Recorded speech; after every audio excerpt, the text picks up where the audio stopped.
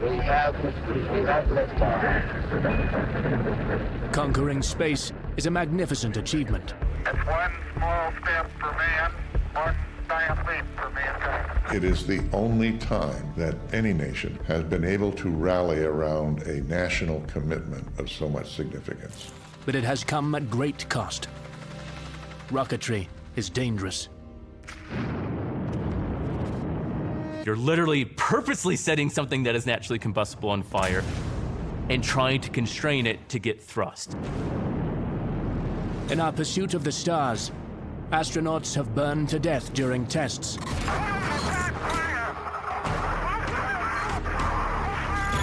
They have perished upon launch. All of a sudden, there's just this huge explosion. They did not die until they impacted the water. They have been stranded 330,000 kilometers from Earth. Okay, Houston, we've had a problem here. And astronauts have died, returning home.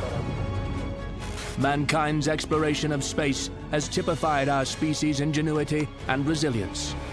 But our journey has been plagued by mishap, disaster, and death.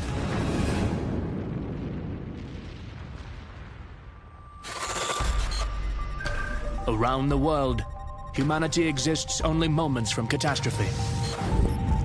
Disaster bubbles below the surface of the Earth, strikes from the heavens, or engulfs us from the sea.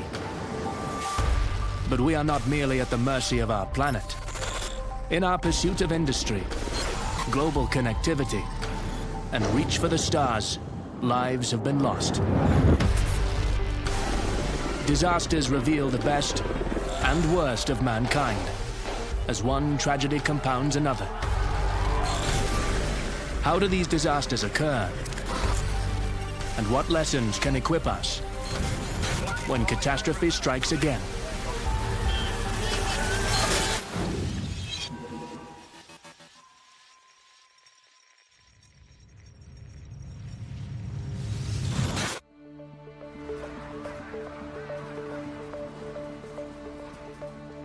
NASA's Apollo program is an extraordinary achievement.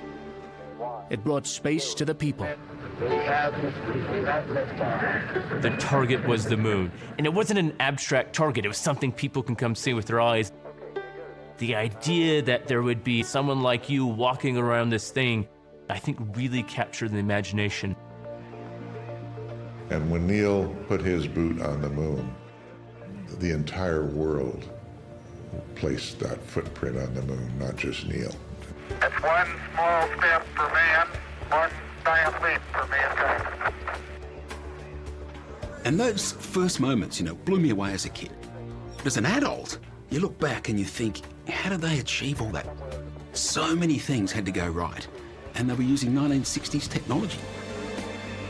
It is the only time that any nation has been able to rally around a national commitment of so much significance. It captured the essence and the best of humanity, and that it's discovery and cooperation. Although NASA had experienced tragedy and death behind the scenes, the enormous success of Apollo 11 lulled the general public into complacency about the dangers of space travel. That perception would be shattered only 9 months later with Apollo 13. Preparations for the mission were just like the others, moon trips having become almost routine. The two previous trips, Apollos 11 and 12, successfully carried Americans to the moon.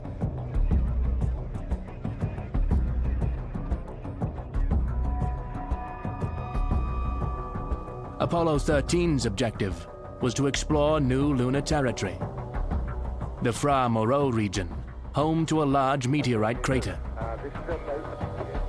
The three quietly excited explorers were astronauts James Lovell, Jack Swigert, and Fred Hayes.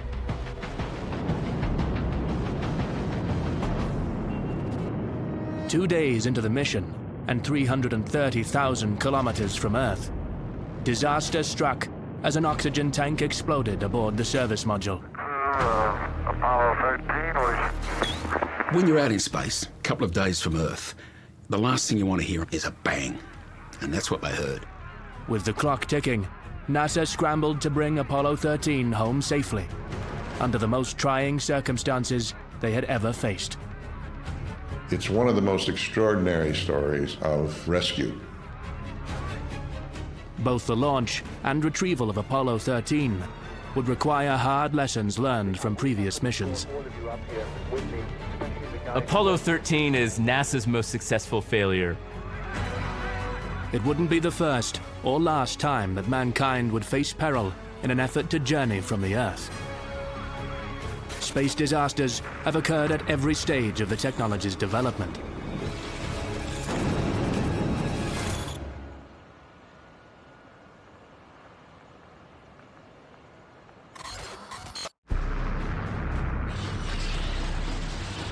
There's no greater contrast than the horror of war and the nobility of reaching for the stars. Yet the roots of space exploration lie in the Second World War. Germany achieved major strides in space exploration technology in the form of the V-1 and V-2 rockets that filled the skies of London with terror.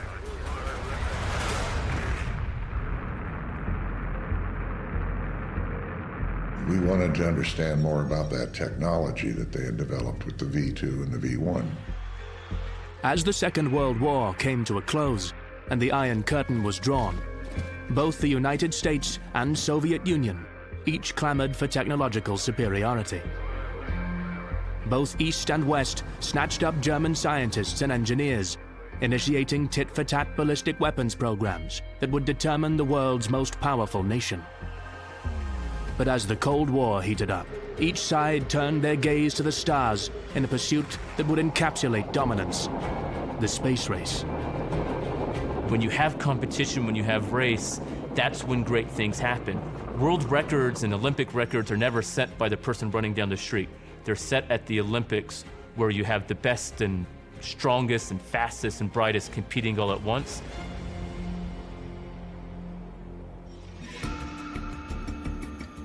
But the race was fraught with danger and mistakes as each nation pushed toward a moving finish line. First off the starting block, the Soviets. On October 4th, 1957, they astonished the world by launching the first satellite ever into orbit, Sputnik 1. You would go outside just to see the spy satellite that was flying over. We weren't sure what this technology was doing. It was certainly more advanced than anything we had here in the United States. The US needed to move into a sprint, establishing NASA in 1958. They set a landmark target to put the very first person into space. It was a bold goal. First of all, the challenge of putting a man into space was not easy. It was very, very difficult. We had to understand how to safely launch a human being from the ground into space and orbit the planet. NASA began Project Mercury, with 7 astronauts known as the Mercury 7.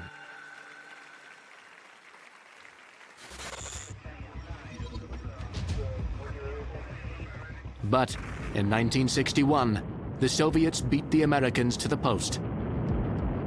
On April 12th, just after his 27th birthday, Yuri Gagarin became the first human being to enter space and orbit the Earth. He only did one orbit, I guess, and came back, but he was up there.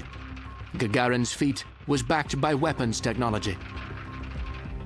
The Vostok rocket that projected the cosmonaut into orbit was derived from the Soviet R-7, the world's first intercontinental ballistic missile. But the Soviet track record with early ICBMs was far from clean. Less than a year before Gagarin's flight, a prototype missile malfunctioned on the launch pad.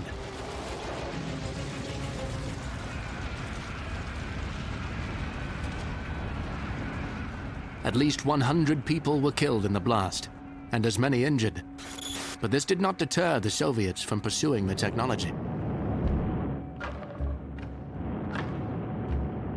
America's space program ran parallel to Russia's. with Project Mercury employing the United States' first intercontinental ballistic missile, the Atlas, to achieve the dream of space. Designed to deliver a nuclear warhead, the Atlas was repurposed with the intent to carry a human being. Tests soon began, with primate pilots. But the Americans suffered their own setbacks. On the 20th of February, 1962, astronaut John Glenn bravely took his place inside Friendship 7, the same missile that had exploded during tests only 3 months earlier. Glenn orbited Earth, rocketing through space at a blistering 28,000 kilometers per hour. It was only when John Glenn got up there and did 3 orbits to the Earth that the Americans kind of caught up. The Americans had achieved orbit, but were still lagging behind the Soviets. The US needed a new target. So began the Apollo missions. The goal really was set by President Kennedy, and Apollo's goal was to get people to the moon. We choose to go to the moon in this decade and do the other things, not because they are easy, but because they are hard.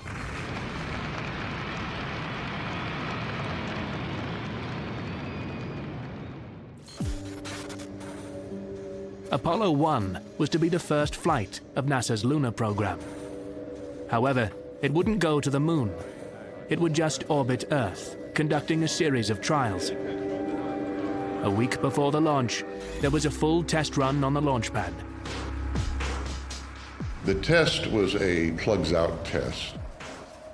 We wanted to see if the spacecraft would operate successfully and properly under its own power. So normally when you would have a spacecraft in the launch complex, you would be feeding it power from the ground stands and the ground support equipment. But this was a simulation. It was a simulation just as though you were getting ready for a launch.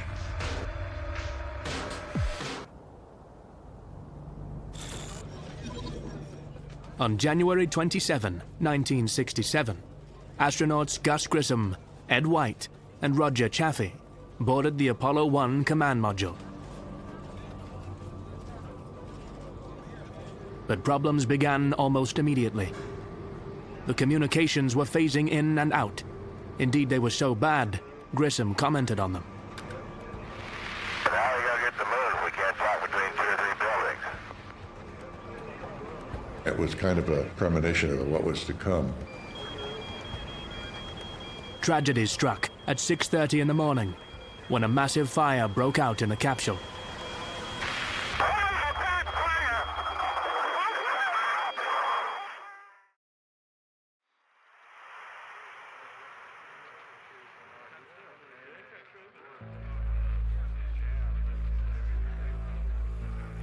The fire killed all 3 astronauts within just 90 seconds.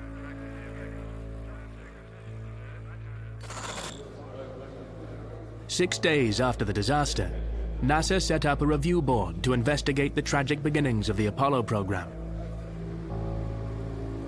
This was an unfueled attempt. They really wanted to make sure that the capsule itself, the Apollo, kind of almost a dry test run.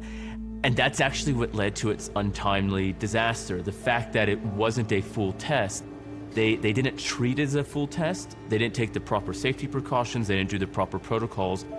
The investigation quickly determined that a major contributing factor to the fire was the atmosphere inside the capsule. We were operating in a 100% oxygen atmosphere. That should have been a major flag to all members of the program.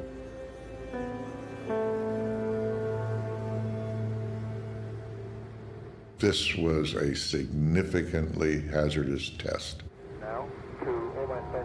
Once the astronauts were sealed inside the capsule, it was filled with pure oxygen and pressurized to be 15% higher than the atmosphere outside. The purpose was to expel nitrogen, preventing the astronauts getting the bends. The bends can be a problem in space. Just as if you go scuba diving, you get more pressure the further you go. The higher up you keep going into space, the less pressure you get. When a person experiences a rapid decrease in pressure, bubbles of nitrogen gas can form in the body, causing the bends. This decompression sickness is painful, even deadly, but the risk can be eliminated by getting rid of the nitrogen and breathing pure oxygen. During the test, the pure oxygen environment was exposed to a stray spark, presumably fired from faulty wiring near Grissom's seat.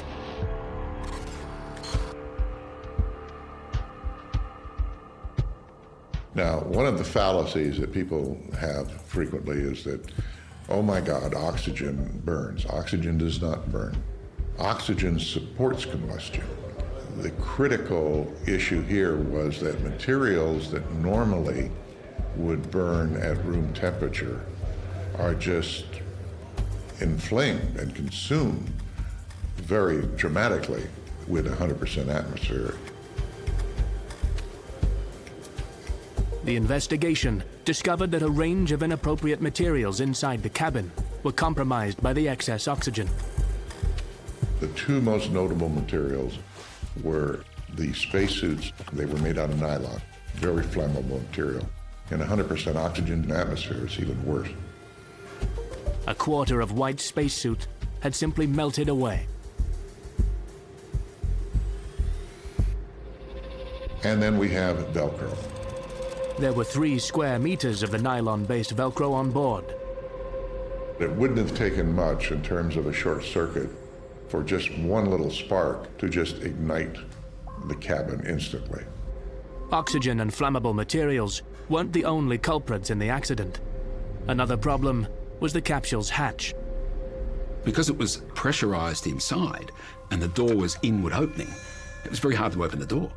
The pressure inside the capsule, 15% higher than that outside, pushed outward at the walls of the craft. In order to pull that hatch open, you had to overcome that resistance. So basically it was like opening a bottle that's got a suction on it. So the astronauts would have trouble opening the door. The rescuers on the other side would have trouble opening the door against the pressure. The inquiry determined Grissom had tried to open the hatch, but to no avail.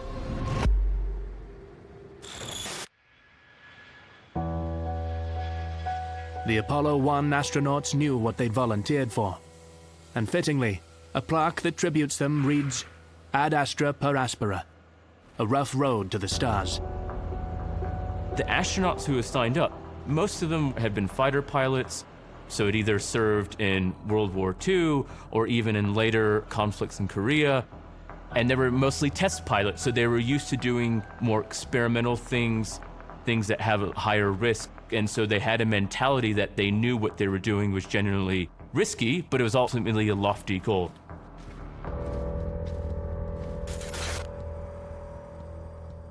NASA did learn a great deal from the tragedy, ensuring the deaths were not in vain.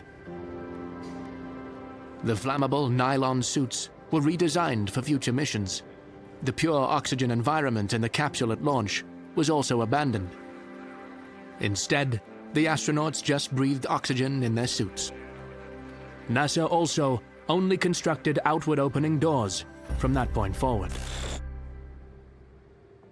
One of the outcomes of Apollo 1 was that NASA really said, hey, we have to do complete protocols. We need to make sure this is safe.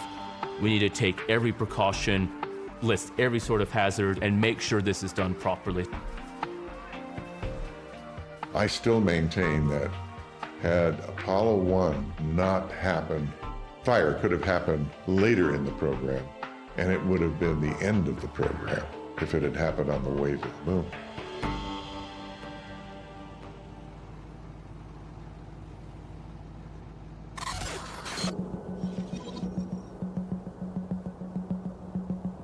April 11th, 1970.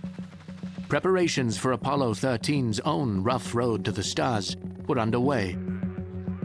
Lovell, Hayes, and Swigert would attempt one of the most dangerous endeavors our species ever has, using some of the most dangerous equipment we have invented. All the Apollo missions required pushing an enormous amount of weight beyond Earth's gravitational pull. A new type of rocket had to be built for the program. The monstrous Saturn V. Once they decided to go to the moon, they had to, they were taking 3 astronauts. They were taking a lot of equipment. So they had to develop these enormous rockets. It was powerful, 5 engines, had the lift capacity for the Apollo Command and Service Module, plus the Lunar Excursion Modules. The Command and Service Module, or CSM, was where the crew would spend the majority of their time on the voyage. The Cylindrical Service Module would provide propulsion and electrical power systems for the Command Module, which was where the crew's cabin was located. The Command Module doubled as the re-entry vehicle for getting the crew back to Earth. The Lunar Excursion Module, or LEM, would transport the crew to and from the Moon's surface, rendezvousing with the orbiting CSM for the return journey. The tremendous weight of the components required an incredibly powerful launch vehicle.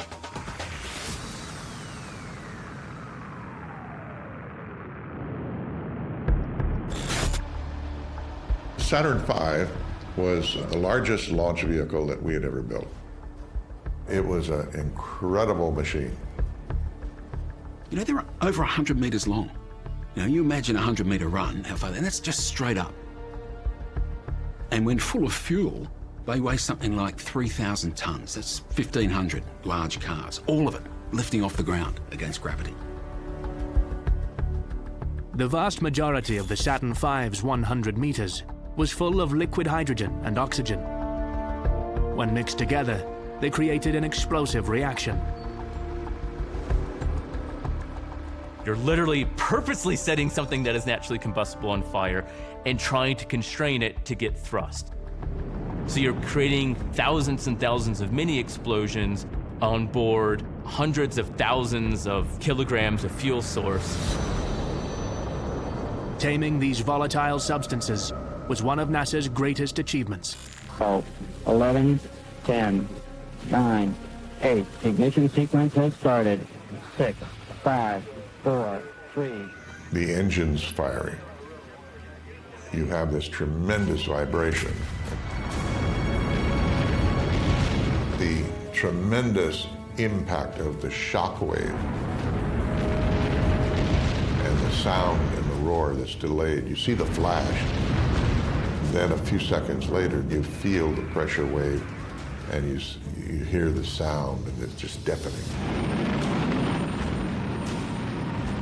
Control Houston, we appear to have a good first stage at this point. The Saturn V still holds the record for lifting the heaviest payload and remains the only rocket to have taken humans beyond low Earth orbit. Apollo 13's dangerous launch proceeded to plan, but disaster was only days away.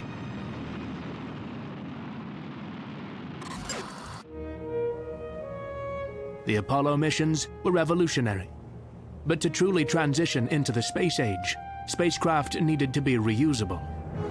And that was the purpose of the shuttle program. It was envisaged that eventually it would be used in an aircraft-like way, that it would take off, operate in space, come back and land, and after a few days could be refueled, refurbished, and take off again. And of course, it never ended up being like that. One of the reasons was that space shuttle launches were expensive. The program averaged out at about $1.5 billion per takeoff. Still, 5 different shuttles flew a total of 134 missions. The Space Shuttle program was a fantastic program. People criticised it because it wasn't going very far. They were always in low Earth orbit. But that is space, and they were doing some interesting things. In an attempt to reignite the public's interest in the shuttle program, on January 28, 1986, Challenger was going to transport the US's first civilian into space. Today I'm directing NASA to begin a search in all of our elementary and secondary schools and to choose as the first citizen passenger in the history of our space program, one of America's finest, a teacher. After a nationwide search and 11,000 applications, 114 teachers were shortlisted, with 10 finalists being put through their paces at the Johnson Space Center. NASA has always been about striving for education and inspiration. What better way to inspire the next generation of scientists to have a teacher do their own experiments? The teacher who will be going into space, Krista McAuliffe. Or is that you?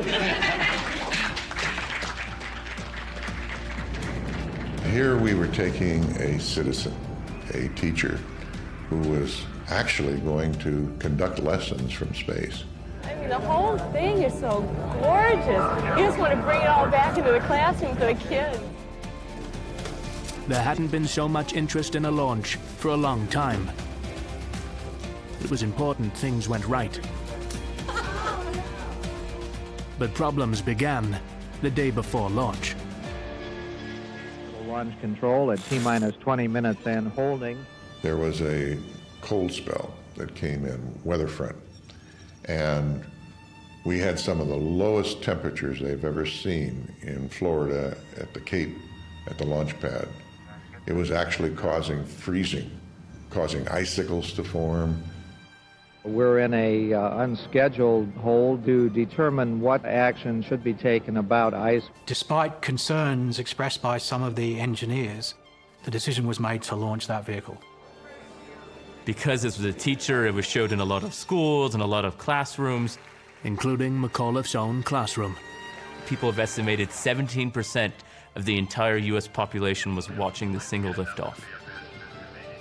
Among the dignitaries and journalists that gathered to see the launch at Cape Canaveral was McAuliffe's mother.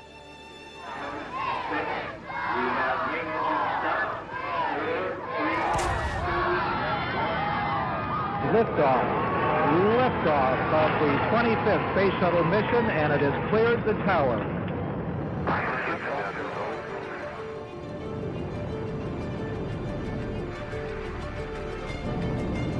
And then all of a sudden, off the side of one of the solid rocket boosters, there's this plasma jet of flame. Now, if you're an engineer, you know that.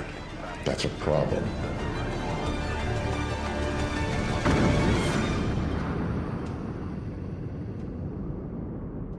The space shuttle program had suffered its first real disaster.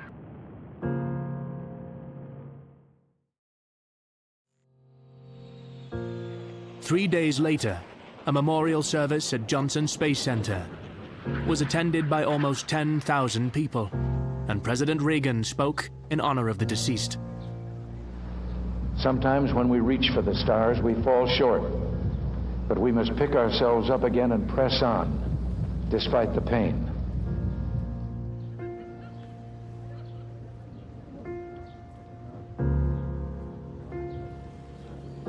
I think, you know, what played on everyone's mind then was, you know, it exploded just 73 seconds after launch.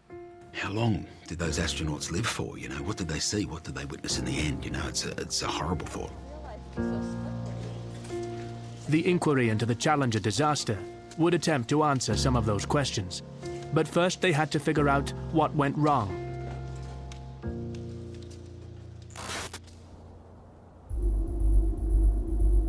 It was revealed that the cold weather had been critical.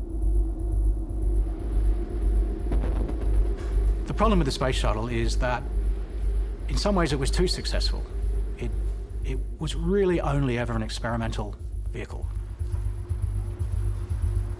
What we think of as the space shuttle was actually a combination of a launch system that consisted of the orbiter vehicle, which is the winged vehicle that sat attached to the external tank, to which the two very large solid-fueled rocket engines that would be reusable. After launch, the solid rocket boosters would detach and parachute back to Earth, where they would be collected, refurbished, and reused. To assist the refurbishing process, the rockets were not one solid case. They were actually made in sections that were joined together and were sealed by what were called field joints. The field joints were covered with large rubber O-rings. These O-rings were not graded to operate in the temperatures experienced at Cape Canaveral, and one had given way. Unable to contain the explosive reactions within the rocket booster, the field joint began spewing hot plasma, leading to a catastrophic failure of the whole launch system. Disturbingly, the inquiry revealed that at least some of the 7 crew survived the initial explosion.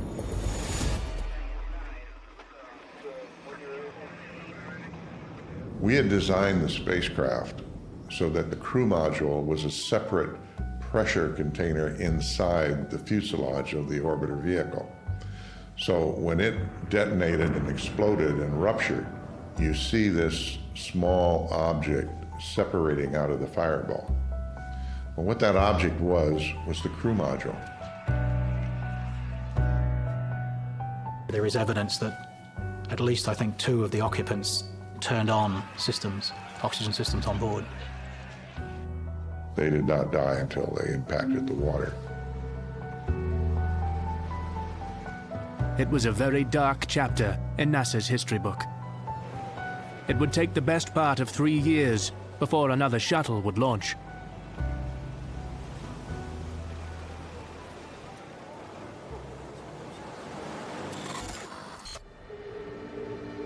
April 13th, 1970. Another form of darkness had swallowed the Apollo 13 mission. Having revolved around the Earth, using its gravity to slingshot toward the moon, the crew was sailing through space 2 days from home. Up to that point, the smooth journey was on track to being the Apollo program's most uneventful mission, prompting the capsule communicator at Mission Control to say, "We're bored to tears down here." But that evening, disaster struck. When you're out in space, a couple of days from Earth, the last thing you want to hear, I'm guessing, is a bang.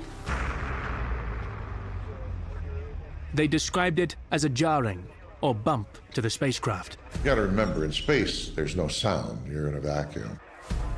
And so the only sound would be what would be transmitted through the hardware in the spacecraft. Okay, Houston, we've had a problem here. This is Houston. Say again, please. Houston, we've had a problem. A short circuit inside one of the 2 oxygen tanks on the service module had ignited. One of the oxygen tanks on board had a heater in it. It detonated and completely blew out section 4 of the service module. We are vetting something out into the... The instruments indicated oxygen tank 2 was completely empty, and tank 1 was at half capacity. Power systems were damaged, water had been lost, and the Apollo 13 service module, which housed the crew, would be out of air in 3 hours. The mission was aborted, and a new course plotted. Apollo 13 would slingshot around the moon, losing radio contact before returning to Earth. Although this shaved crucial time off the return journey, it would still take 3.5 days. In the emptiness between the Earth and Moon, NASA's first tragedy in space loomed. Here is a bulletin from ABC News. The Apollo 13 spacecraft has had a serious power supply malfunction that could cause the lunar landing mission to be terminated early. Because of Apollo 1 and the disasters, they wanted to figure out as many things that could go wrong as possible. So for every Apollo mission, they would have a scenario where they would say what can go wrong, and then they would fix it. They'd actually run what's called the lifeboat scenario for Apollo 8. In the event of a catastrophic failure of the service module, the lifeboat scenario required the crew to transfer to the lunar module. The problem was, the lunar module was designed to house 2 astronauts for only 48 hours. Would it have enough oxygen, power, and water to allow the crew to survive for 4 days? NASA's Army of Engineers, assisted by Apollo 8's crew, began simulating the trip. The problem with losing oxygen was twofold. Vital to the astronauts' life support, the oxygen was also used by the fuel cells to generate power for the re-entry systems. They'd lost oxygen, They couldn't use their fuel cells to recharge the batteries in the command module. So they thought, well, we've got to come back. We've got to make the re-entry in the command module. So we better preserve the battery power. So they did that by moving out of the command module into the lunar module. There was sufficient oxygen on board for the crew members, but it had to be treated. There was a lithium hydroxide canister that actually processed carbon dioxide out of the air to make it breathable. The lunar module had some canisters, but not enough to prevent the astronauts suffocating. Canisters would have to be repurposed from the service module, but this wasn't a straightforward process. Well, this was a classic case of the canisters on the lunar module design were a different shape than the ones that we had in the Apollo. And so literally we had a round canister and a square canister, and how do you mate the two of these together? With just materials available to them, how could they solve this problem? And it was a case of going around and finding, what have you got? Well, we got a roll of tape over here, we got some Velcro over there, we've got some glue over here. But this is what engineers do. Engineers are problem solvers. Relaying instructions to the Apollo 13 crew, NASA's engineers walked them through the construction of the makeshift system. And no one panics. You can even hear the transcripts, and there's this calm, and this is what we have to do. This is where a lot of the training that they had been given earlier became critical. And not just the training as crew members for the hardware, but a lot of them were actually part of our design team. With 15 minutes of oxygen left in the service module, the repairs were completed, and the crew moved into the lunar module. Most people quote that the accident and the disaster of Apollo 13 couldn't have happened at a better time. And the reason you say that is they were just far away enough from the Earth that they still had most of their supplies, but they hadn't gone to the moon. So if they had gone to the moon and come back and then the disaster had taken place, Apollo 13 doesn't have the lunar module. It's on the moon. They have no lifeboat. But it would be days before the crew was scheduled to return home, in which time they had to travel further than any human had traveled before, losing contact with the Earth as they crossed behind the moon. And all that stood between them and the vacuum was a hastily patched craft.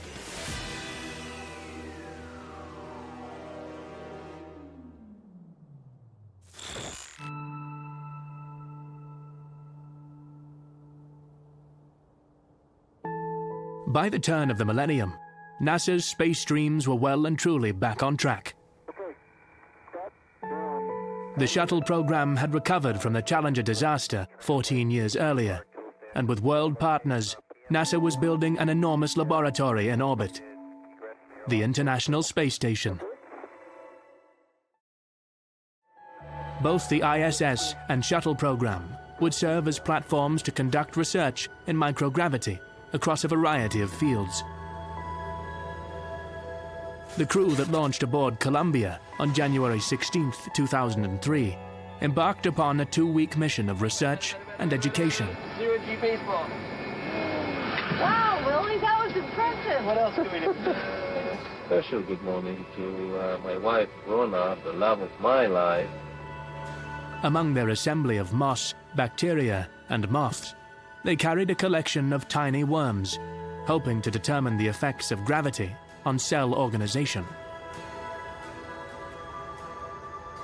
The 113th flight of the shuttle program initiated deorbit as planned. It was a routine journey home for the premier shuttle of the fleet. Columbia flew the very first mission, the first space shuttle mission, and it flew 27 highly successful flights. At 8:44 on the morning of February 1st, Columbia entered the Earth's atmosphere, 120 kilometers above the Pacific Ocean. The shuttle's descent would exceed the speed of sound, 24 times over. So you get friction from your vehicle, your space shuttle, your craft coming in. The friction of the atmosphere is rubbing really fast, causing a lot of heat. That's what's causing that burning up look. Some plasma now. Columbia was purpose-built to withstand the heat of re-entry, which reached an estimated 1,370 degrees Celsius. But something was wrong. Sensors on the left wing recorded strain, exceeding that of the shuttle's previous descents. A number of alarms went off on board the vehicle that suggested that temperatures within the wheel wells of the undercarriage were being exceeded. Then, the wing's sensors died. Before Mission Control lost contact with the crew.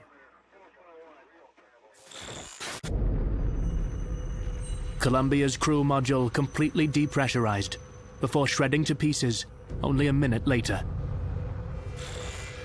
There was no chance of survival. NASA's shuttle program had claimed another 7 lives. When you get into Texas, there are multiple debris fields from the Dallas metro. The trail of Columbia's carnage was strewn 400 kilometers across 3 American states. In order to solve the puzzle of how this tragedy occurred, the pieces needed to be recovered. In the months following Columbia's demise, thousands of volunteers joined one of the largest organized ground searches in history. The sense of shared duty to recover the shuttle exemplified the importance of the space program to the general public. As technicians at the Kennedy Space Center began sorting debris for reassembly, they made a startling discovery. A series of canisters containing the worms for biological study had survived impact. The worms, with an average life cycle of 8 days, were at least 4 generations descended from those launched aboard Columbia. As investigators began to reformulate pieces of the shuttle's wings, the key to the Columbia's demise slowly came to light. The roots of Columbia's tragic re-entry could be traced to the day of the shuttle's launch. The extraordinary thing is that it was so simple what caused the problem. You know, a piece of insulation foam broke off during launch. The main fuel tank of the space shuttles were filled with sub-zero liquid hydrogen and oxygen. Ice could often form outside, causing damage during takeoff. There's a condition that's called the twang. And the twang is this entire stack and assembly will actually kind of move as much as 4 feet in some cases. And it's just responding to the energy that's coming out of the engines. To prevent the buildup of ice, the tank was covered in thermal foam. But during Columbia's departure, a piece of this insulation broke off and struck the shuttle's wing. A lot of people would say, well, wait a minute, you said foam. If I throw an empty styrofoam cup at you, you're not going to duck. It's a styrofoam cup. But if I take that styrofoam cup and I fill it with water and I freeze it, you still want me to throw it at you?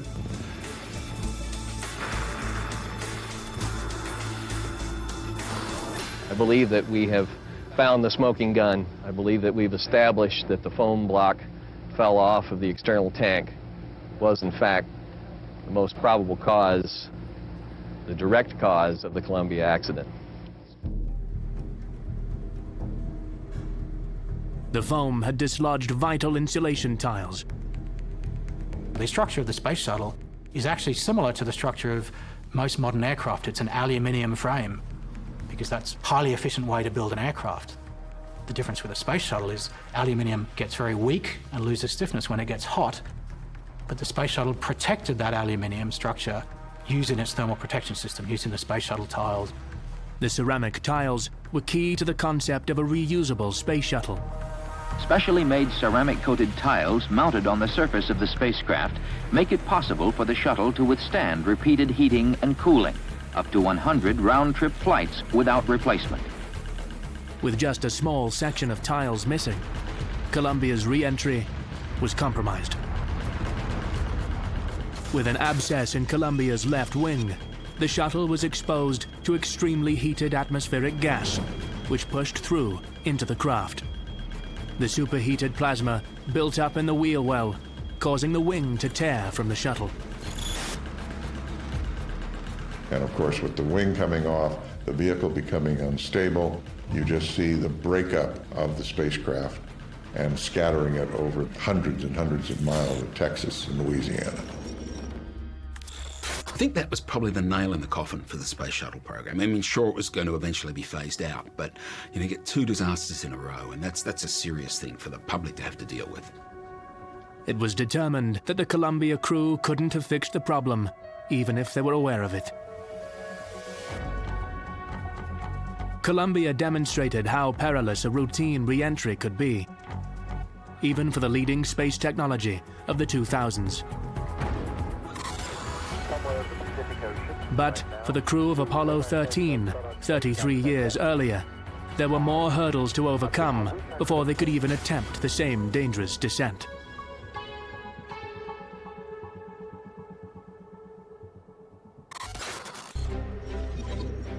As Apollo 13 limped out from the moon's shadow and radio contact was re-established, the world shared a collective sigh of relief.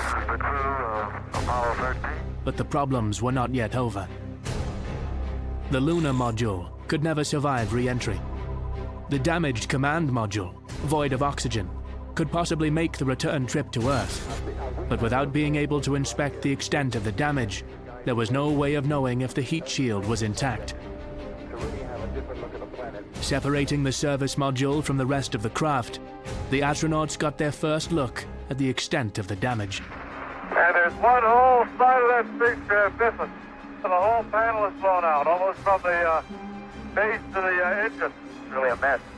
If the initial explosion had damaged the heat shield, the astronauts would burn up on re-entry. But it was their only option.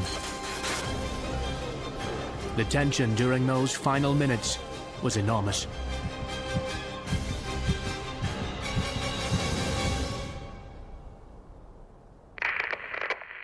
Odyssey, Houston, we show you on the mains. It really looks great.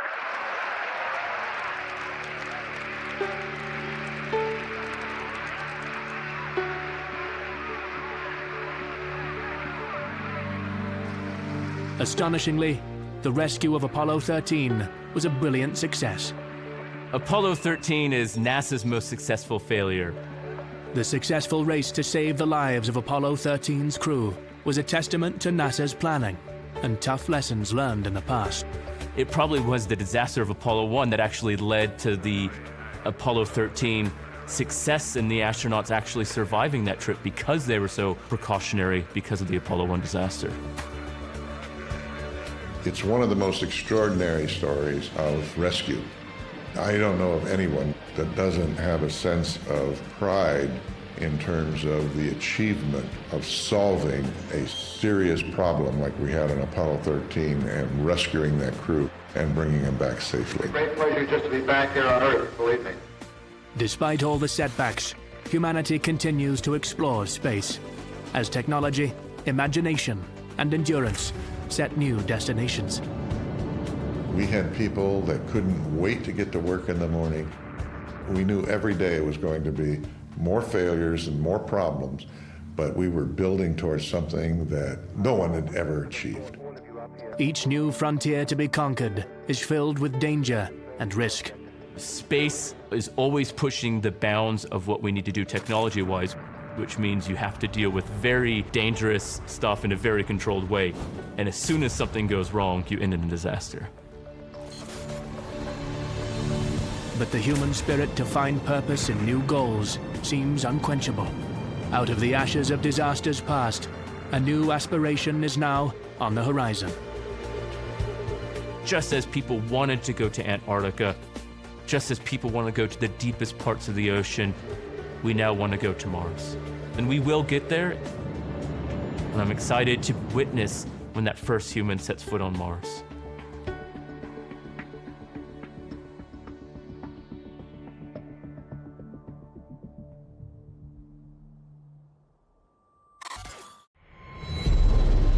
Ever since the inception of powered flight, mankind has been able to traverse the globe with increasing speed and ease. But when catastrophe strikes in the air, the outcome can be devastating. I see the plane! The engine fall down! Many of the dead still lie indiscriminately along the runway, are so badly burned as to defy identification. It's a horrible, horrible accident. Whether it is human error or mechanical failure that downs an aircraft, there are multiple steps along the way where tragedy could have been avoided.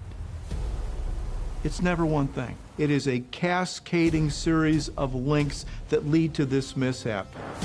Sifting through the wreckage of some of history's worst disasters,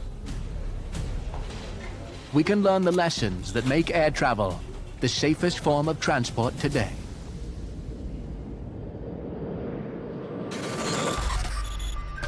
Around the world, humanity exists only moments from catastrophe. Disaster bubbles below the surface of the earth, strikes from the heavens, or engulfs us from the sea. But we are not merely at the mercy of our planet. In our pursuit of industry, global connectivity, and reach for the stars, lives have been lost. Disasters reveal the best and worst of mankind, as one tragedy compounds another. How do these disasters occur? And what lessons can equip us when catastrophe strikes again?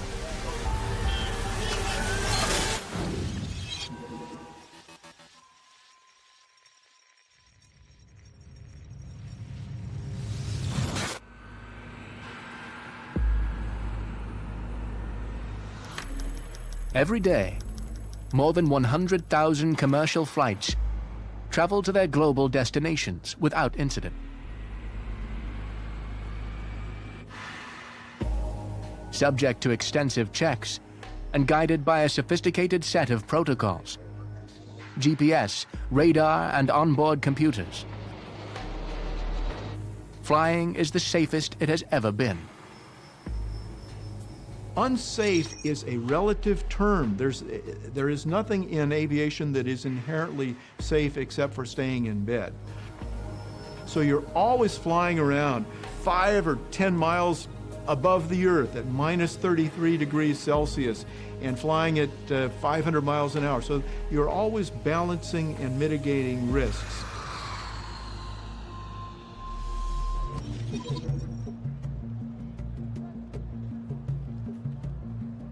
In 2014, Malaysia Airlines Flight 17 was loading up in Amsterdam Airport Schiphol, with mainly Dutch passengers keen to start their holidays.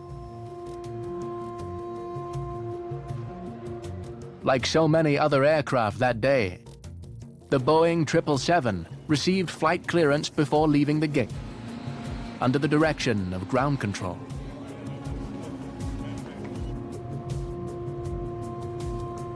Once ready for departure, final takeoff clearance would have come from the air traffic control tower before MH17 took to the skies.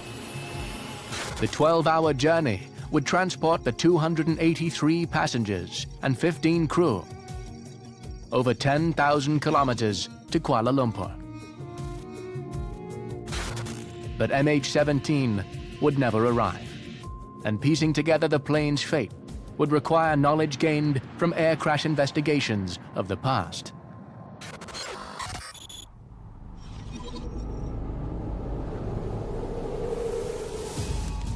The world's deadliest flight disaster occurred in the Spanish Canary Islands 40 years ago. Before 2 Boeing 747 jumbos had even left the tarmac. Many of the dead still lie indiscriminately along the runway, are so badly burned as to defy identification. The Tenerife accident is the worst accident in aviation history, with over 500 people dying. As is almost always the case in fatal air accidents, not one, but a series of things went wrong.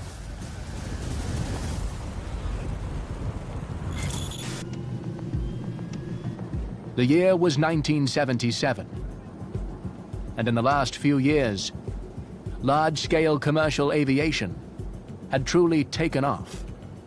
This is the age of the jumbo jet.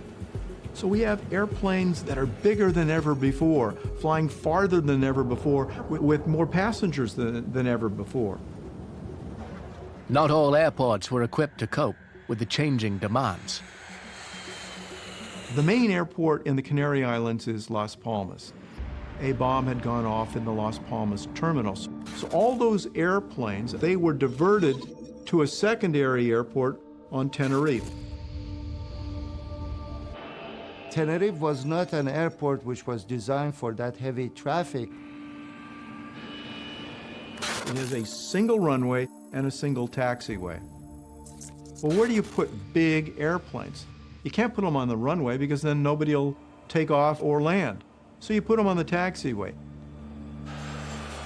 That means that when you land, use the runway as a landing area and a taxiing area. So that's the situation that we had.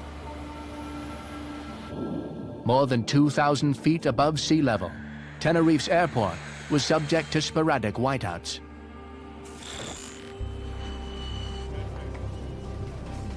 Awaiting instructions for takeoff that day were two loaded jumbos.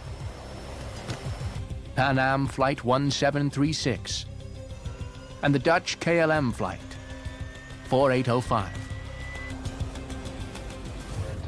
KLM received instructions to taxi down the main runway, and Pan Am to follow. Pan Am were then advised to take the third exit. The crew of the Pan Am flight missed the taxiway. Now, with the fog, they couldn't see each other. The air traffic controller couldn't see either aircraft either. So they're all working on radio procedures. KLM turned 180 degrees and readied for takeoff. So the clearances to taxi were given. The problem was that the KLM aircraft began its takeoff run before it had formal takeoff clearance. It appears that the captain had confused a departure clearance, which is a clearance for the aircraft to depart in a certain procedure, with the takeoff clearance, which he didn't yet have. KLM radioed at takeoff. The controller responded, "Okay, stand by for takeoff. I will call you." But in a tragic moment of radio interference, a loud squeal covered most of the sentence. Pan Am had stepped on the transmission. The problem with transmission reception is you can't both transmit and receive at the same time. Pan Am's communications had blocked KLM's, and KLM's captain only heard, "Okay." Rather than listening to that and saying, well, maybe there is some uncertainty, let's double check, he was all, kick the tyres, light the fires, let's get off and get in the air. The KLM captain tried to lift the KLM aircraft off the ground to go over the other aircraft, but it wasn't able to do so. So it hit the other aircraft smack centre in the fuselage.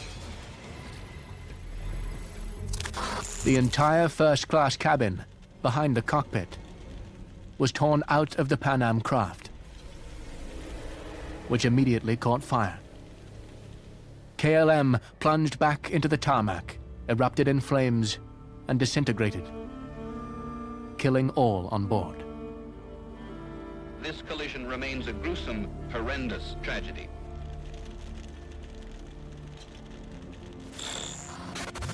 "583 people lost their lives in the Tenerife collision.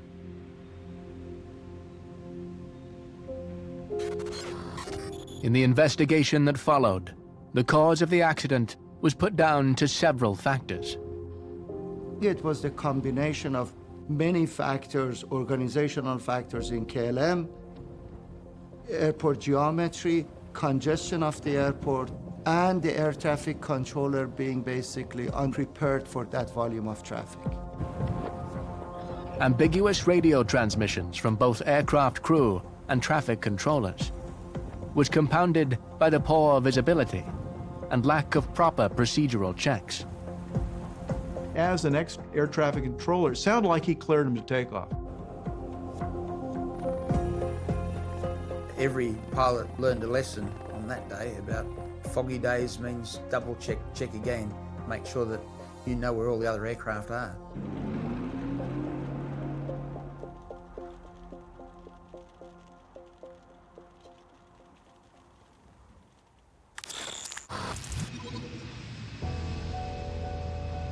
Unlike the KLM flight departing Tenerife, Malaysia Airlines Flight 17 took off without incident, setting a course for Kuala Lumpur at a cruising altitude of 330, 33,000 feet. MH17 was following a normal flight path, but there were a lot of abnormalities that attended this mishap. MH17's flight path involved passing over Ukraine.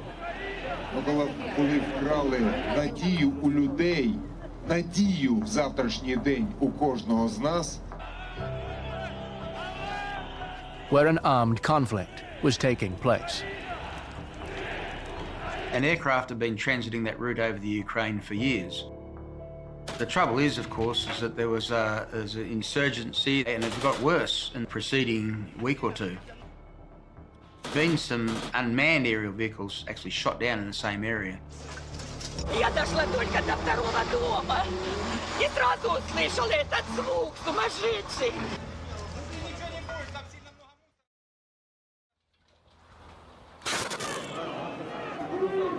In 2014, what began as anti-government protests escalated into a Russian-backed armed rebellion. The Ukraine Civil Aviation Authority established some flight restrictions. Do not fly below flight level 320 as we get closer to the conflict zone. Malaysian Flight 17 was legal. They were legal, but they weren't safe. Вот дома обычных жителей. Мы сейчас ехали, в багажнике люди выезжают, уже беженцы, мы дожили. By July, the Ukraine government was trying to suppress rebel forces with air attacks. There's a war on the ground. That is an unusual situation. Most surface or shoulder launch missiles can operate to about 20,000 feet. You know, what else is down there? You don't know. Many other companies had taken explicit action to reroute the aircraft. Although several airlines were now avoiding airspace over Ukraine, Malaysia Airlines was not one of them. When MH17 reached the city of Dnipropetrovsk, air traffic control requested MH17 climb to 35,000 feet to avoid a potential separation conflict with a Singapore Airlines flight. MH17 replied that they were unable to do so, possibly due to weather conditions, and requested to stay at their current altitude. This request was granted, and Singapore Airlines moved to 350 instead. Separation conflict is the aviation term for an unsafe distance between aircraft. Normally you can figure 1,000-foot separation. Think of a hockey puck of airspace around an aircraft, and the job of the ATC controller is to keep that hockey puck safe for that airplane. If aircraft experience a loss of separation, they can be at risk of collision or a wake turbulence encounter.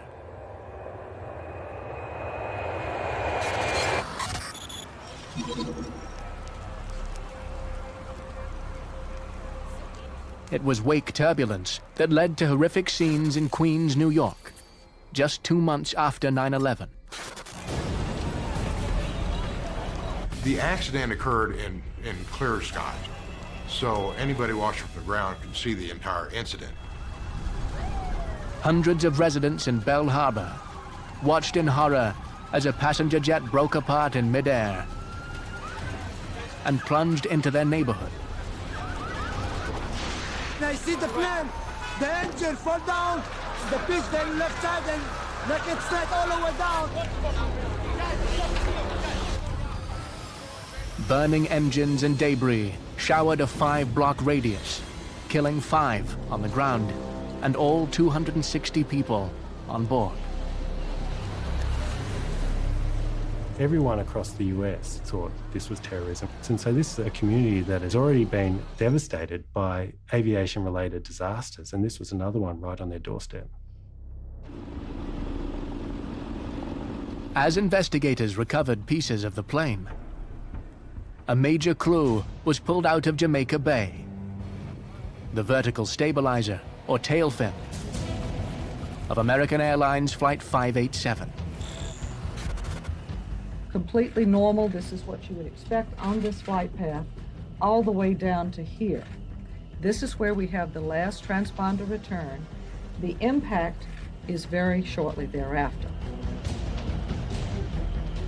The vertical fin appeared to have been torn off in mid-air. The vertical fin gives you directional stability. Without it, the aircraft became uncontrollable. What could have caused this type of damage on a perfect blue sky day, just a couple of minutes after takeoff? The preliminary investigation quickly ruled out terrorism. An aircraft took off slightly ahead, and it was a Japan Airlines 747. They're very heavy, of course, and they create quite significant wakes. When a wing produces lift, it generates a low-pressure region above the wing and a high-pressure region below the wing. It causes this circulation around the wings, and this generates these vortices, one from each wing. Air safety regulations require planes to be separated by at least 4 miles on takeoff to avoid wake turbulence. A rule that was followed in this case. American Airlines aircraft was informed, caution, wake turbulence. Shortly after the plane took off, the pilot encountered what he believed to be the cautioned turbulence. The first officer stomped on the rudder pedals rather heavily with full rudder deflection left and right in order to correct the wake turbulence. Which got the vertical fin going back and forth at a rate that exceeded the design load. The fin broke off, which the rest of the action had just fallen on after that. Aircraft just crashed to the depth of the field. It's a huge fire, tremendous amount of black smoke.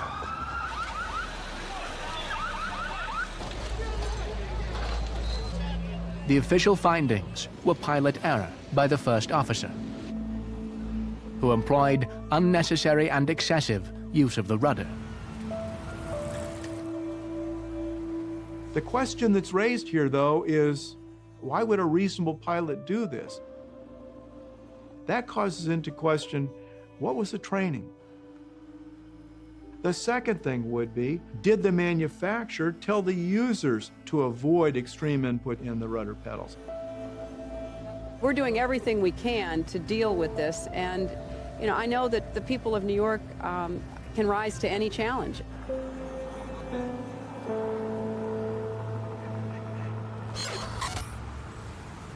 In addition to pilot error, the National Transportation Safety Board found that training by the airline and poor rudder design were major contributing factors. This pilot had a previous occasion where he'd overreacted to aircraft wake turbulence, and this was traced back to the training. The first officer commanded a series of aggressive control inputs to the rudder pedal that maneuvered the airplane into a large oscillating side slip.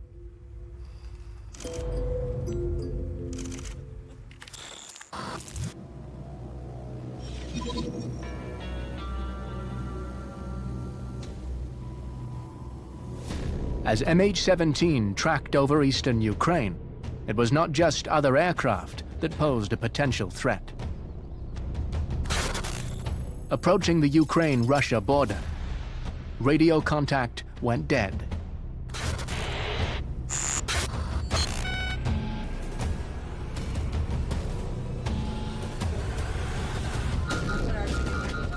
The aircraft was flying peacefully along on its cruise altitude, and the next minute was plummeting to Earth.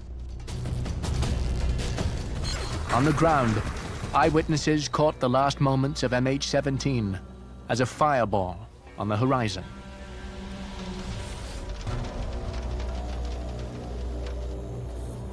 Но я видела, как она летела сверху. Вот так, летела, летела, летела, крутилась, крутилась, аж шлакоблочила. Что шлакоблочила, даже упал.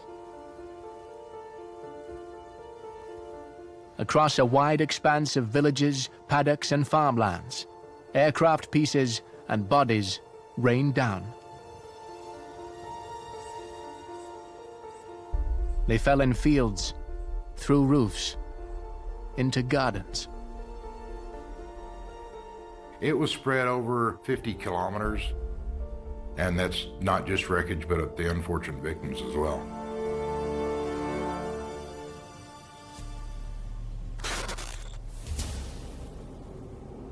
The suspicions of what had caused MH17 to fall from the sky over a conflict zone were immediate.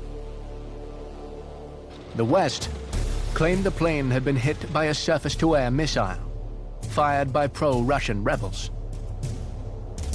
The Russians suggested a Ukrainian government jet had shot down MH17. The Ukraine government immediately shut down its airspace to any further traffic. С неба одна женщина упала в кресле прямо в одной бабушке через дом, абсолютно голая. Улетела. Ukrainian emergency workers began the process of locating bodies. Initially, Ukrainian authorities, for doing the investigation, they realized they could not do it in an unbiased manner. So they called in the Dutch authorities to do the investigation. The kind of approach to all of this work is to do things as quickly as possible. Time is of the essence, too.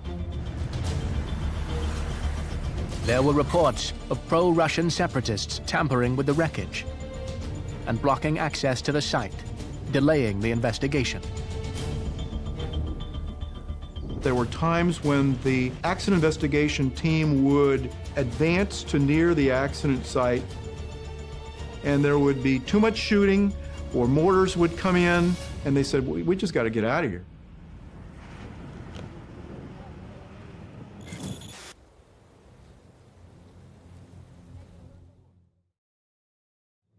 Villagers, trapped in the middle of a conflict they didn't start, were now key witnesses to an international air disaster.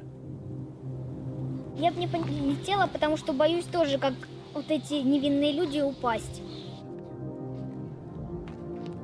The investigation in MH17 involved lots of local people assisting in the recovery of remains. That is obviously a really challenging thing for any community to be involved in that sort of work. People who don't see deceased people, don't see body parts as part of their ordinary daily life, often find it very, very hard, either at the time or sometimes months and years later.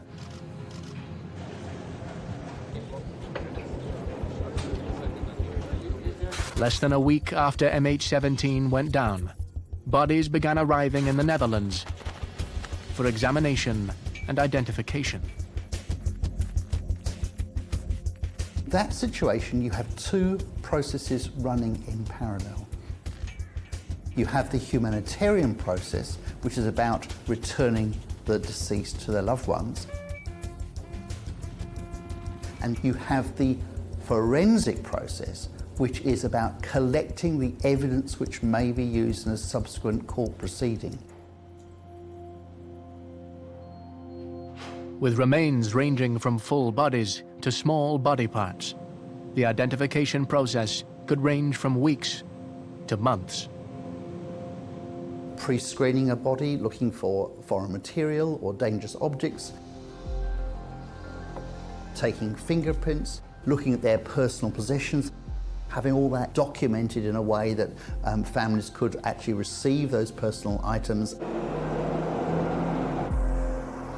Then you'll move on to the areas where you're going to look at features that can be used to identify them and compare that with clinical records of a missing person in life.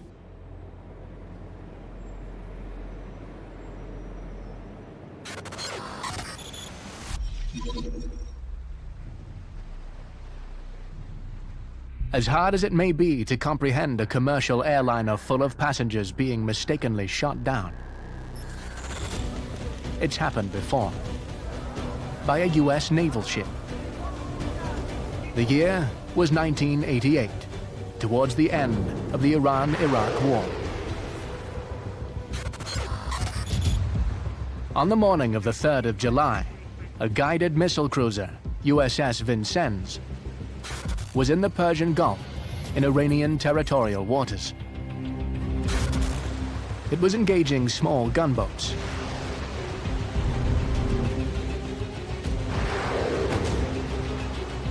Around the same time, Iranian Air Flight 655 was taking off from Tehran's Bandar Abbas Airport, heading for Dubai. It was a routine, scheduled international flight.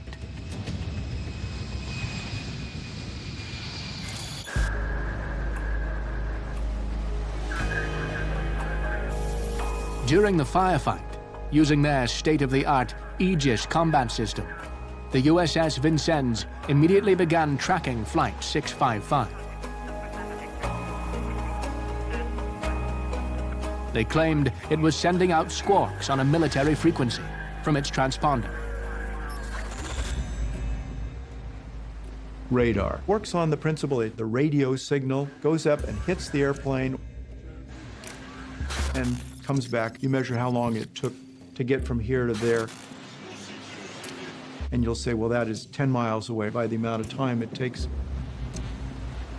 Transponders are what are called secondary radar. The radar signal goes out and it hits a receiver on the airplane. And that receiver squirts back 4-digit code that says, I am 1234.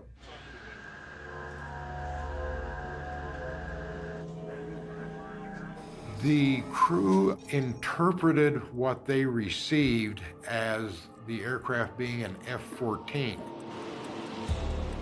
The only operators of F-14s at that time were the United States and the Iranian military. The naval crew began sending out multiple challenges to the aircraft. But according to a report by the International Civil Aviation Authority, 7 of these were on a military channel inaccessible to the flight, and 4 on the International Air Distress Channel. Only the last challenge clearly identified Flight 655's transponder code. There was no response from the flight crew. The activities in the area would indicate that there may be hostile aircraft at that altitude. Assuming it was a hostile F-14 Tomcat, USS Vincennes took action. The United States Navy ship fired a missile at the Iranian Airbus.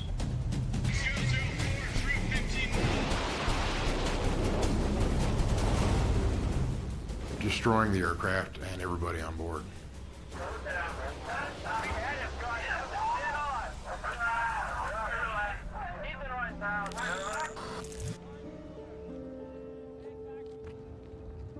Their mistake cost the lives of 290 civilians.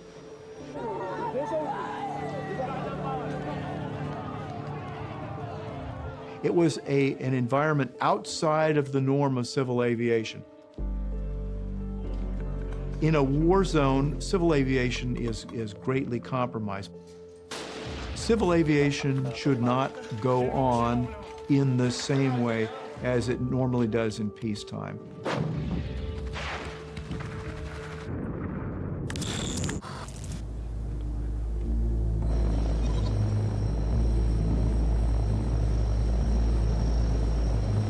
Within days of the MH17 air disaster, Dutch authorities received part of the plane critical to any investigation: the black boxes. But they revealed little. Everything was fine right up until the tapes stopped.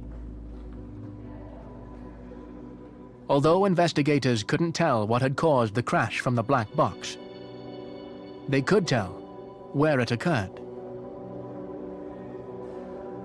By triangulating the recordings from the microphones in the cockpit, the investigators were able to discern that the cause came, suspiciously, from outside the aircraft. A useful lead, but ultimately, the greatest hope for determining the cause of the crash was the wreckage. It arrived months later in the Netherlands, transported on flatbed trucks under police escort. Piece by piece, the remnants of MH17 were painstakingly assembled. In most cases, they will start laying them out horizontally on the hangar floor, then build a jig to start mounting all these pieces onto in order to get the aircraft back to the original condition as possible.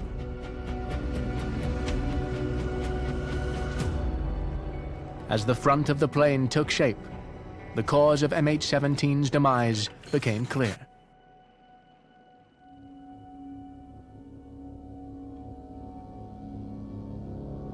There are certain types of damage that are attendant to an explosion. There are penetrations to the aluminum fuselage. There are traces of explosive that are left behind. Self-evidently, if there was a bomb, the explosion outwards would leave rips in the fuselage, which would indicate an explosion towards the outside. Whereas in this case, there were actually holes in the fuselage, which indicated that the fuselage had been penetrated by shrapnel from outside the aircraft.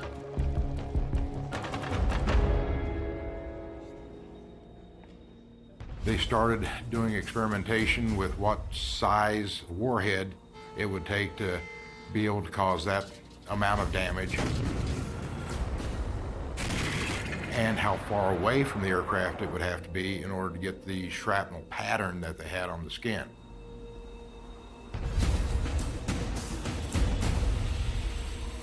The Dutch Safety Board reached their conclusion in October 2015.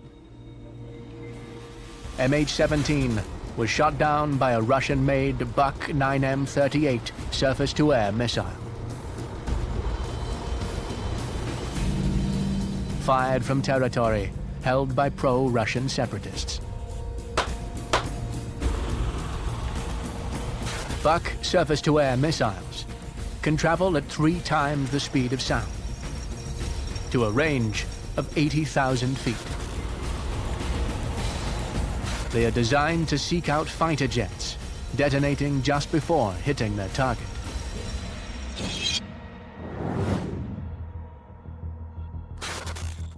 Ze van begin af aan al weten wat er gebeurd is. Beetje angstig.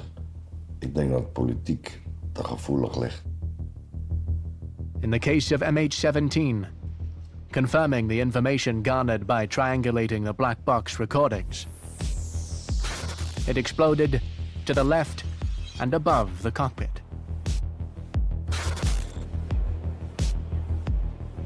The force of the blast caused explosive decompression, resulting in both the cockpit and the tail separating from the fuselage. Unconsciousness would have been within a few seconds. They would have been surprised, and then they'd have been asleep.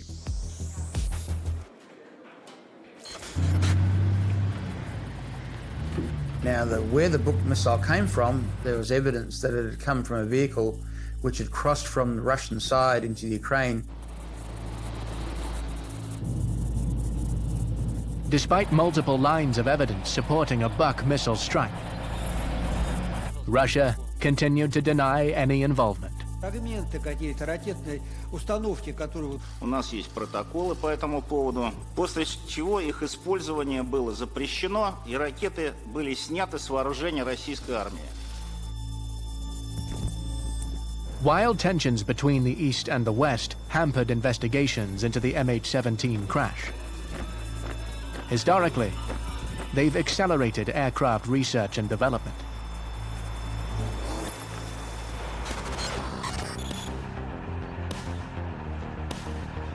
In 1960, the KGB caught wind of a combined French and British program to design a supersonic commercial aircraft called Concorde. The Concorde could fly at Mach 2, so it could fly more than twice as fast as a normal airline. And it could fly way higher, above 50,000 feet.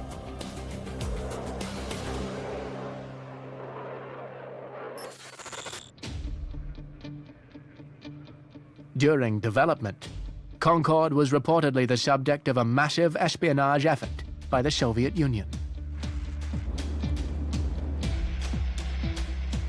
The political environment at the time, it was like the space race, which is going on at the same time. They wanted to get their supersonic transport in the air and flyable before the Concorde. The Soviets' famed aerospace engineer, Andrei Tupolev, was put to the task.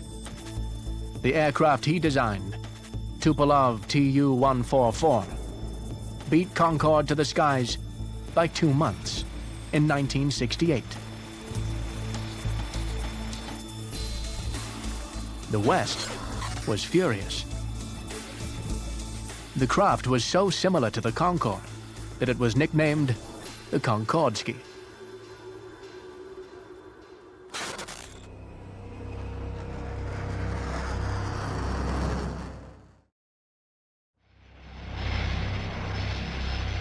Dart-like in their appearance, with distinctive delta-shaped wings, the two aircraft were hard to tell apart. The delta wing has several advantages for supersonic flight. One, its attachment to the fuselage is sturdier. The delta wing design reduces drag by delaying the shock waves that occur as the aircraft approaches the speed of sound.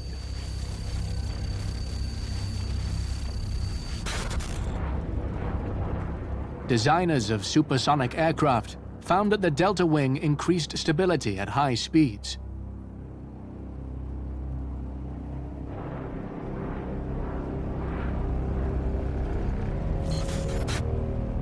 But at lower speeds, the aircraft needed to maintain a high angle of attack, a profile that created vortex patterns along each leading wing edge. The vortices that were generated by the wings created a much higher low pressure area over the wing, which enhanced the lift.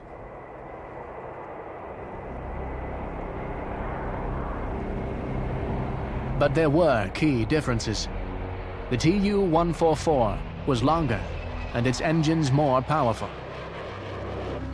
It also had distinctive moustache canards, retractable foreplanes near the cockpit, that aided stability and lift.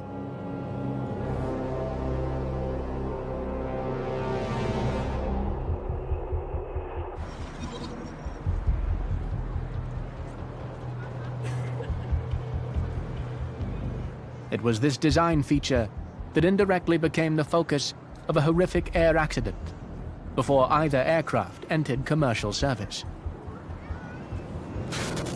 The site was the Paris Air Show in 1973.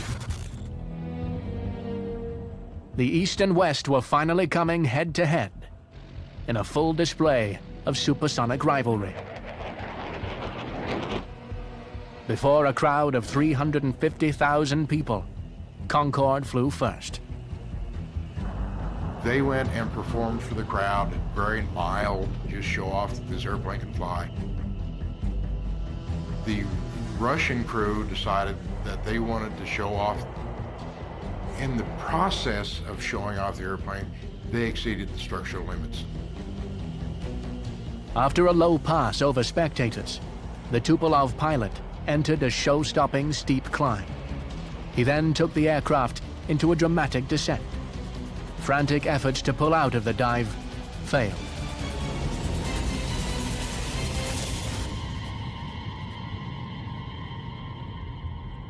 It broke apart in air and came apart right over the town. The entire crew were killed, along with 8 people on the ground. More than 60 people were severely injured.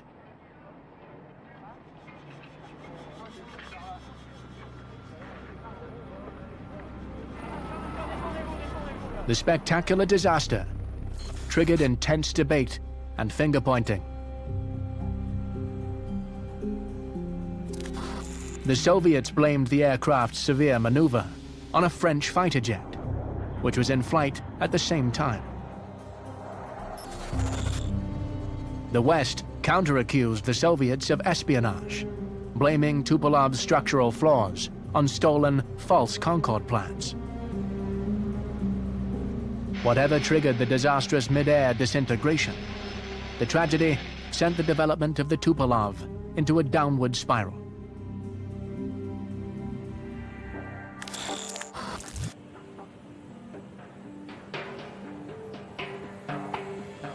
Concorde took the lead and became the first supersonic aircraft to enter commercial service in 1976.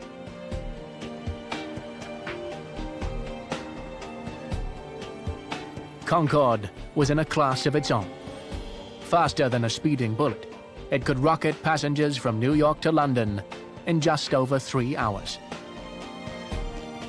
With tickets only the rich could afford, Concorde quickly became a symbol of wealth and prestige.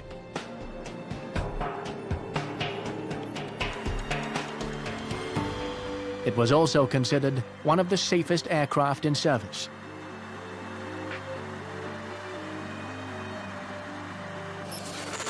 Until a catastrophic crash more than 2 decades later. A smoking wreck of ash and debris was all that remained of a hotel in Gonesse, France, after being hit by a Concorde on the 25th of July, 2000.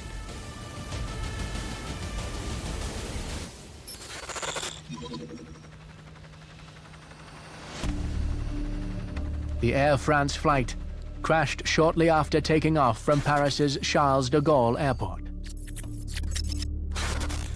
4 staff in the hotel were killed, along with 100 passengers and 9 crew.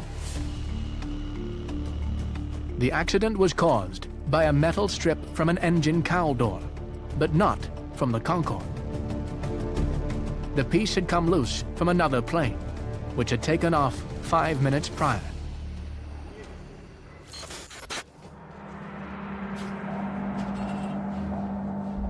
Well, there was nothing wrong prior to him starting the takeoff roll except that metal strip on the runway, which he wouldn't have been able to see.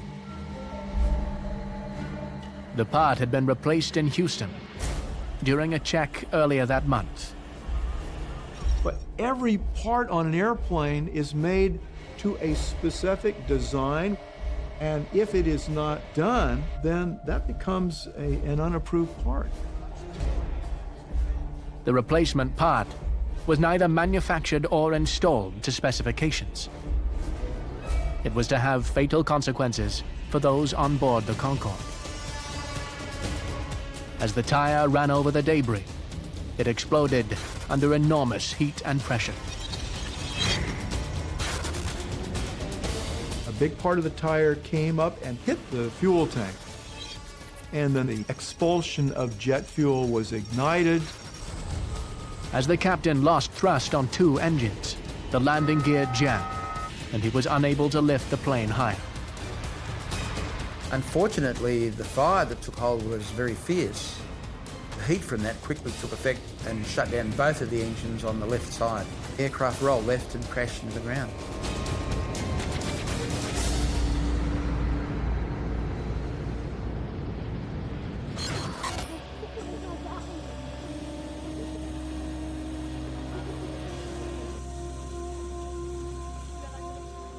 So it shows how dependent the end product of safe aviation is upon what might appear to be the smallest little part.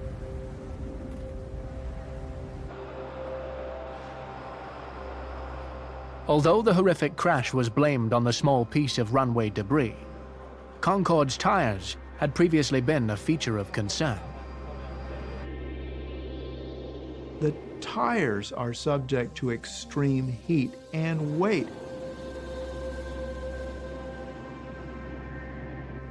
Several years before the accident, the NTSB investigated 4 incidents having to do with tires coming apart and striking the airplane. Tragically, modifications to the Concorde's fleet were not made until after the crash. They changed the tires so that they could better withstand some of the speeds. They also put Kevlar around the fuel tanks on the aircraft. But the decline of the Concorde program had already started. The Concorde accident happened at a very bad time for the airline industry. Revenues were down, people weren't flying as much. The Concorde program itself was always a very, very tight budget. 3 years later, Concorde made its final transatlantic journey.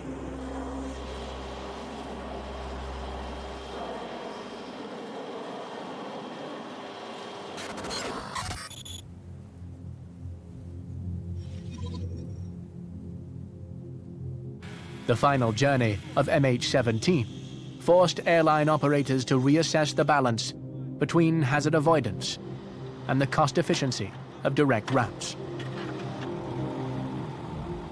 In the context of what was going on in the weeks and months before, it is very likely that they thought they were shooting down an airplane from Ukraine. She was for peace. She is for peace, and she will be forever for peace. The question is, how can we improve this system to make it safer? Because that's the end goal of any aircraft accident investigation.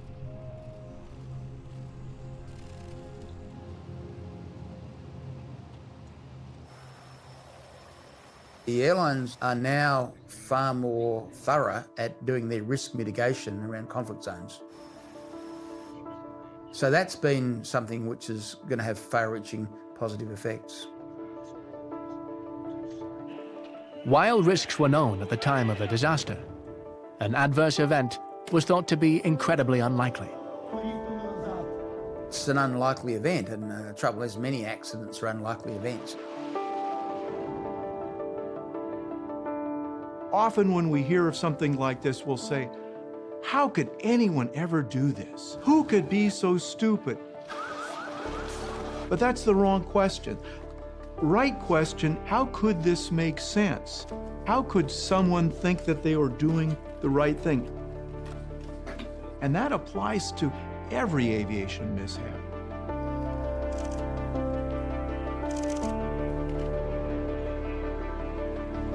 The legacy of the 298 people who lost their lives on board MH17 is a greater understanding that the unthinkable can happen. But it is time for action because it's just terrible. And must be avoided at all costs.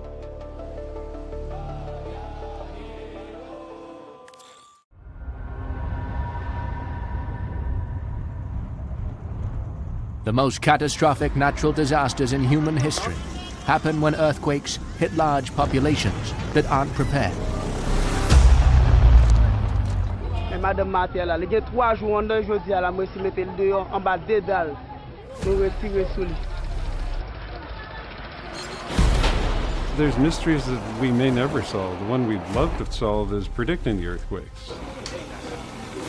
We don't have warnings that an earthquake is going to come in terms of knowing exactly where and how big an earthquake will be. Even a relatively minor quake can threaten millions and kill hundreds of thousands when it strikes a vulnerable country. One of the things that we need to keep in mind about disasters is that the physical event is merely the trigger.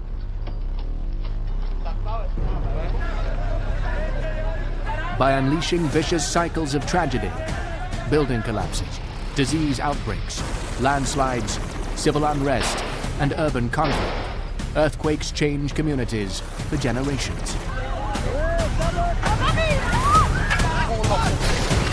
We can't control nature, but we can control how well prepared we are.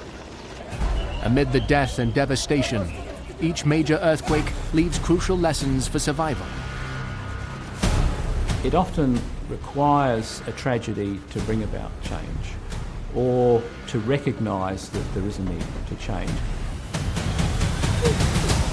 What have we learned from living with earthquakes? And how will that help us when our world starts shaking?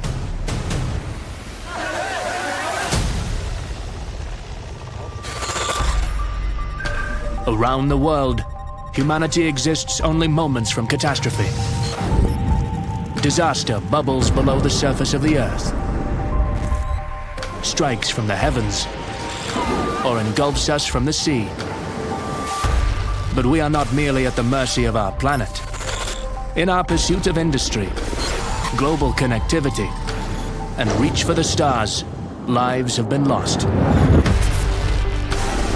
Disasters reveal the best and worst of mankind, as one tragedy compounds another. How do these disasters occur? And what lessons can equip us when catastrophe strikes again?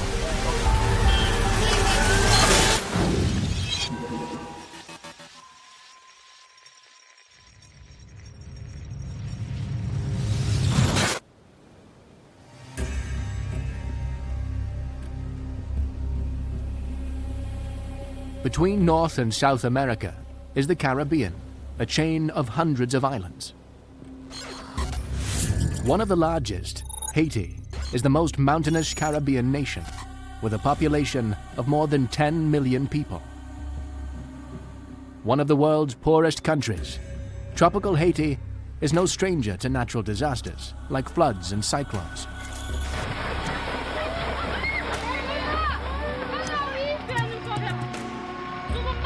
Over the last few centuries, it's been hit by at least 15 major earthquakes. But the one that struck Haiti's capital, Port-au-Prince, on a January afternoon in 2010 has become infamous. Not so much for the size of the earthquake, but for the extreme devastation it caused.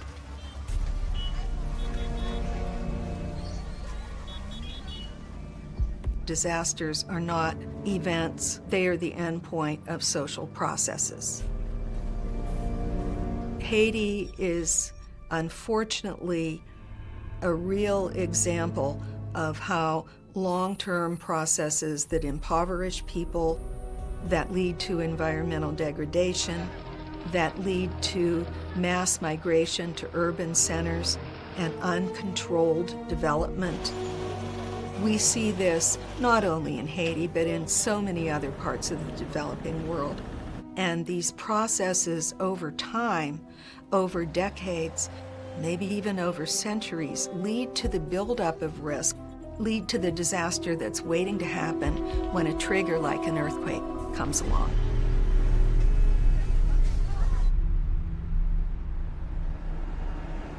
But to really understand the genesis of this disaster, we need to start deep in geological time, with the formation of the Earth itself.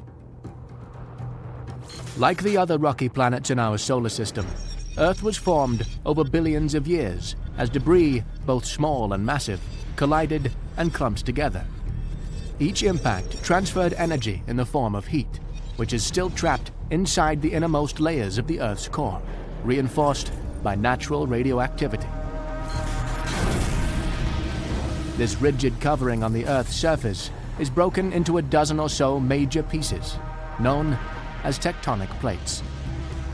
It breaks into a set of plates that shuffle as the material underneath turns over to let out the heat. They move around and they jostle, they rub against each other, and in some cases they dive beneath each other. Stress builds up on zones of weakness, like at the plate boundaries, but also on faults interior to the plate. And it takes stress accumulating for decades or centuries before the forces build up to where it cracks and breaks and moves. The cracking and breaking of the crust creates faults, of which there are three main types. A normal fault forms when force pulls the crust apart and the hanging wall drops down. A reverse fault, or thrust fault, forms when force pushes the crust together and the hanging wall moves up. And transcurrent, or strike-slip faults move the crust walls horizontally, not up or down. The rupture will then spread over the fault and can spread 1,000 kilometers or more for a really large earthquake.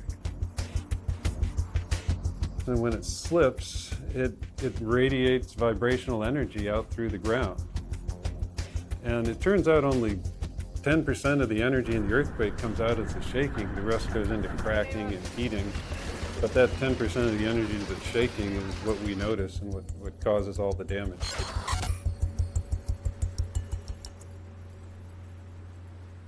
In a sense, we can trace the origin of earthquakes today back to the birth of the solar system. But all that is cold comfort to the people of Haiti, who happen to live on a turbulent shunting yard of tectonic plates. Broad plate tectonics that drove the forces that caused the Haiti earthquake was an interaction between the Caribbean plate and the North American plate. The North American plate actually wraps around the Caribbean plate, and the Caribbean plate moves eastward relative to the North American plate. And when it impinges the North American plate to the east, it actually goes underneath the Caribbean plate. And then to the west, the North American plate and the Caribbean plate actually slide past each other. So the Haiti earthquake happened kind of in a region where both these effects were going on. Parts of the fault had been locked for centuries, accumulating stress. Without warning, they suddenly let go just before 5 in the afternoon on the 12th of January, 2010.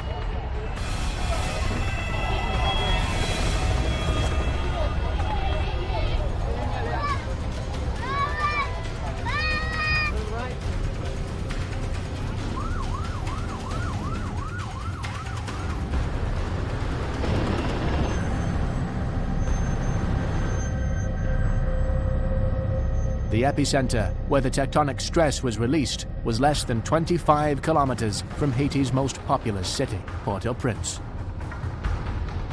The impact was so devastating that the true death toll may never be known.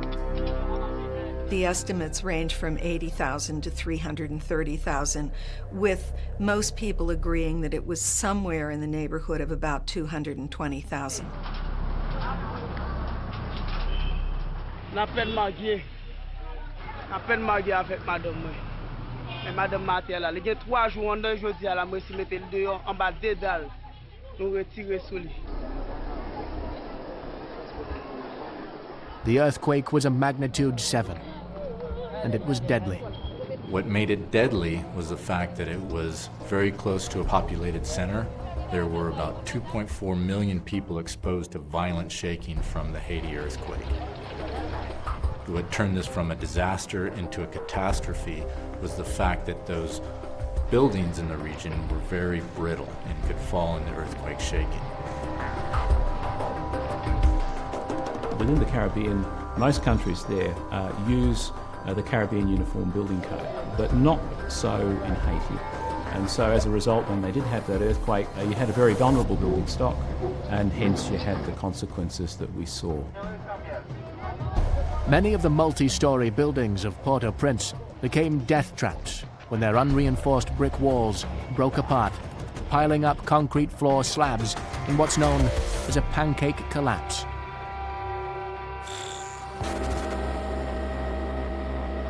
The shaking causes a disintegration of the columns and the walls that are supporting the floors, and then you basically end up with a stack of floor slabs. And in some cases, you can have multi-story buildings be ending up as a great big stack of floor slabs, and you could just imagine the consequences, you know, for people in that building at the time.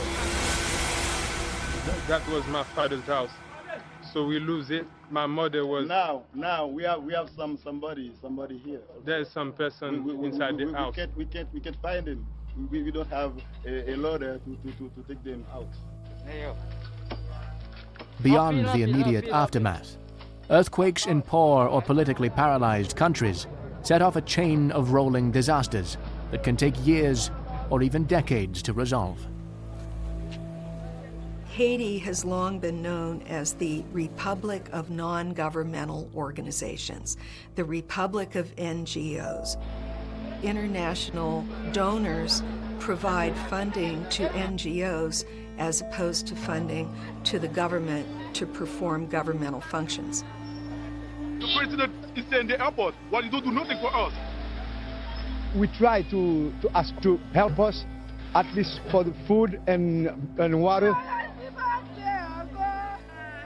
Y ahora vamos a ver qué hacemos porque no tenemos medicamentos, no tenemos material para trabajar. It's unfortunately the case that in Haiti, there were many people who were barely self-sufficient before the earthquake. And the nature of the damage, the social disruption, and the damage to service delivery systems made the recovery all that harder. We're talking about a disaster where merely removing the debris took years.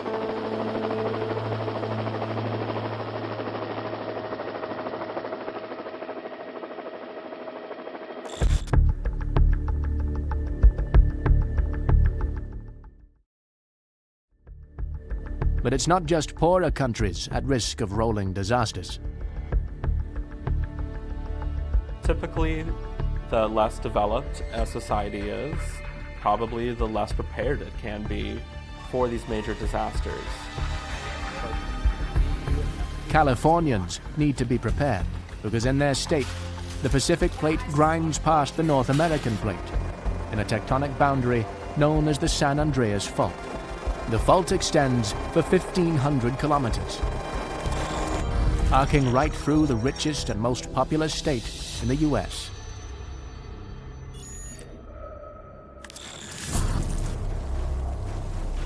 In 1906, the San Andreas Fault was responsible for the destruction of most of San Francisco.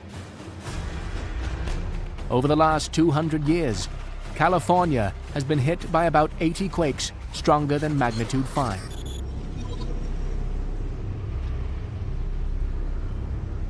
San Fernando Valley is a densely populated urban area not far from downtown Los Angeles. 4:30 on a Monday morning, residents of Northridge had no idea what they were about to wake up to.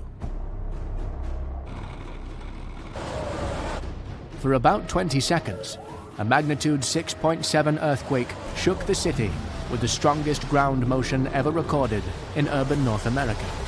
A minute later, there was a magnitude 6 aftershock. But this time, the San Andreas Fault was not directly responsible.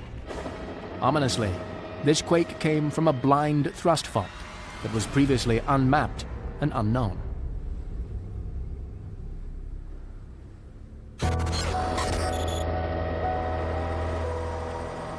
Prepare yourselves! Shut off the gas, shut off electricity, store water in your bathtub. Don't expect services for 72 hours. Northridge had a blind thrust. That meant that the fault that moved didn't break all the way to the surface. That also means we don't know exactly where the fault is in general until it breaks. And so people who were right above the fault had no way of knowing until the earthquake broke. It was pitch black and she wasn't crying and she was still. So we thought she was dead. We're just now starting to get our operating rooms cleaned up. We're still unable to sterilize instruments, so we really can't perform any major surgery. 57 people were killed, some immediately, some within a few days of their injuries, and others from indirect causes, such as stress-induced heart attacks. more than 8,700 people were injured.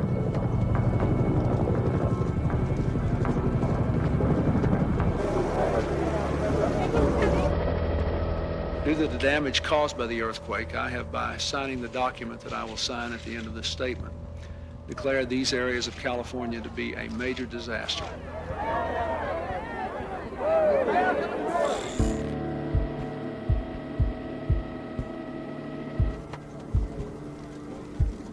Northridge was a very interesting earthquake from a sociological point of view because it was a major earthquake striking a major U.S. metropolis that was very diverse in terms of race, ethnicity, culture, social class. And it allowed us a window into what future disasters would be like in large urban areas. Apartment blocks, office buildings, and car parks collapsed. 11 hospitals were damaged or left unusable.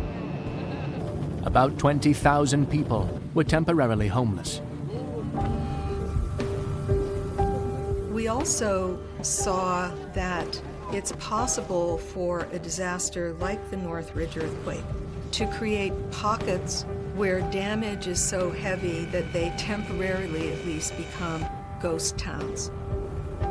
These kinds of effects represent real challenges in terms of recovery because it involves not individual units but entire neighborhoods that need to be recovered. Elevated freeways were smashed and bridges cut.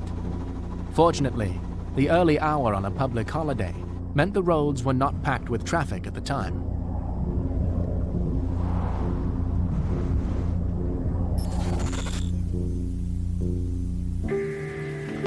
You can go over there.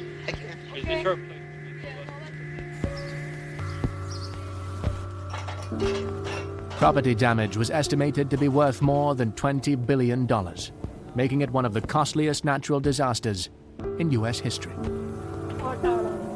It's just the effect of shaking Los Angeles with the 6.5 right in the middle of the city.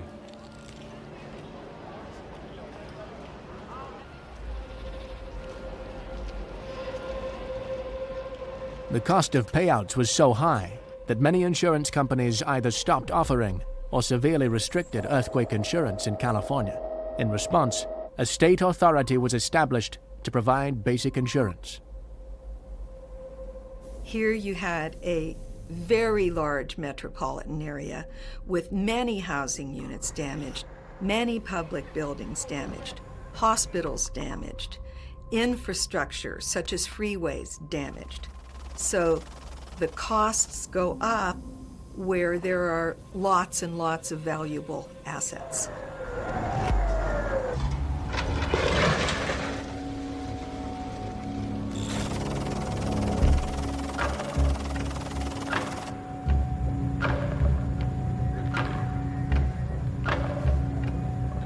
The most dangerous buildings in an earthquake are those made of unreinforced bricks or concrete blocks.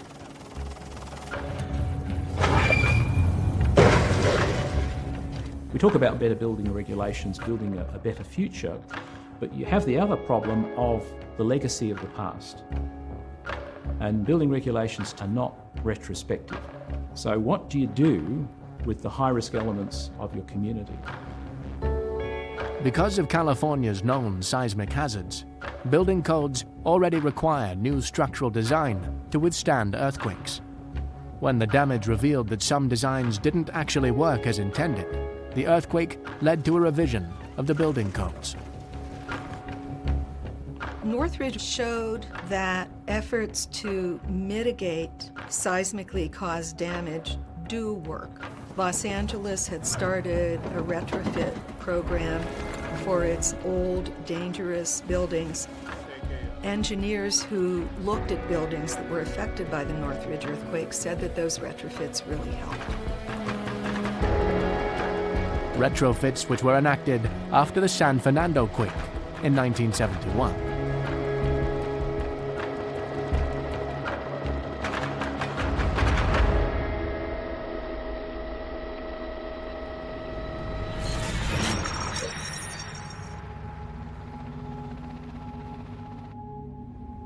Hitting at 6 a.m., a 6.6 magnitude earthquake rocked the San Fernando Valley for 12 seconds. Collapsing highways, hospitals, and homes. The quake had also caused parts of the lower San Fernando Dam to collapse, leaving only a thin dirt wall between it and the 80,000 residents below. Attention all residents, we are evacuating this area immediately. Worried when I saw the first broadcast what was left of the dam. In fear of aftershocks, the valley was evacuated as the dam level was lowered.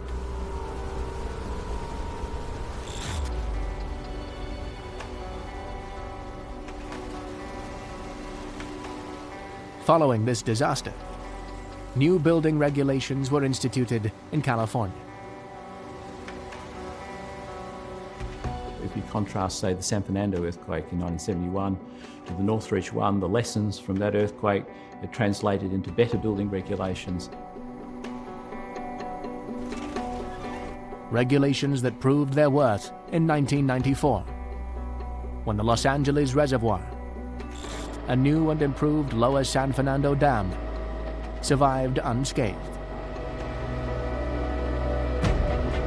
So if we think of that objective of building resilient structures, tough structures, ones that would protect life in a major earthquake, the Northridge earthquake largely illustrated the effectiveness of building regulations to do that.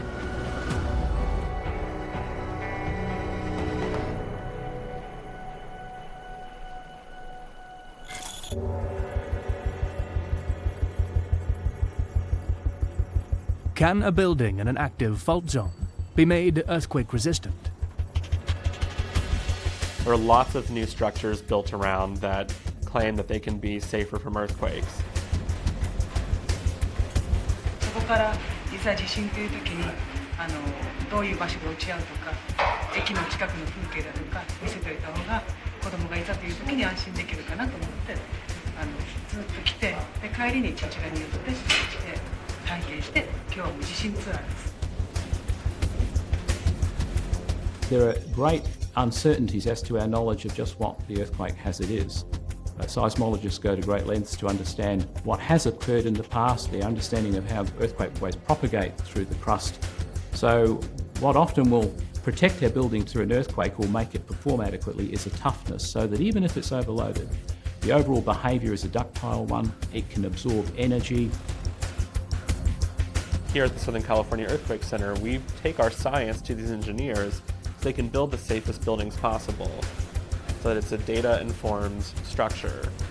But again, we just won't really know how it's actually going to function until after the next earthquake. It might be so badly damaged at the end that it's an economic decision to demolish it and rebuild, but nevertheless, it's a safe structure.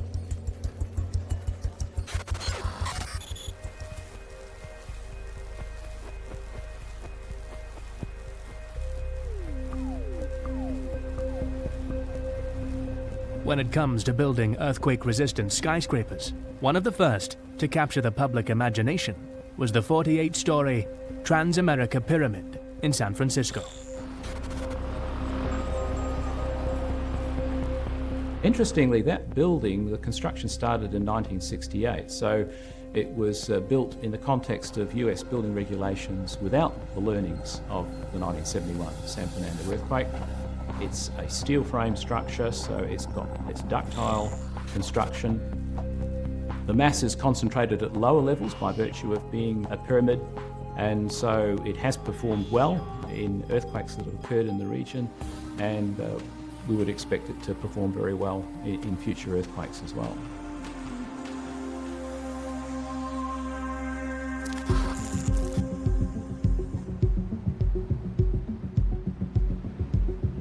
The Wilshire Grand is the tallest building in California. At 73 stories, it has to withstand the swaying and even whiplash caused by the ground movement in earthquakes. It's very slender in one direction for architectural reasons. In designing that building, they tried to keep open, unobstructed floor plans, so that led to a central shear core, which provides a lot of the bracing. But they also used a common technique for those taller structures, which we call outriggers. So at 3 levels, they had an outrigger system that reached out to the exterior columns to provide a stabilizing action as well, to stiffen the structure for wind and earthquake.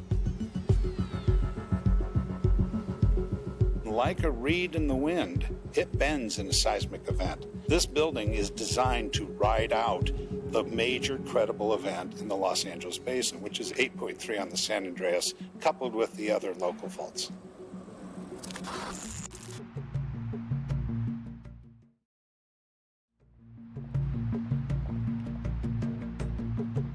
The 101-story Taipei Tower in Taiwan is among the world's tallest.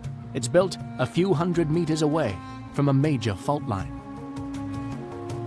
This is a very significant day for Taipei 101 project. It's the topping out of the steel structure. And with the spire in place, we will be at 508 meters, which will be the tallest structure in the world. It's a country which has both severe earthquake and wind hazards, so it suffers from quite strong typhoons. So they made use of a massive tuned mass damper, 660-ton ball suspended over 3 stories at the top of the building.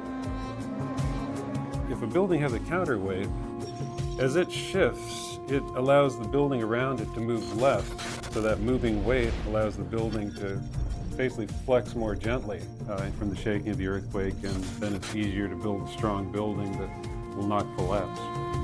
While the tuned mass damper is reported to reduce building movement by about 40%, it's yet to be put to the test by a major earthquake.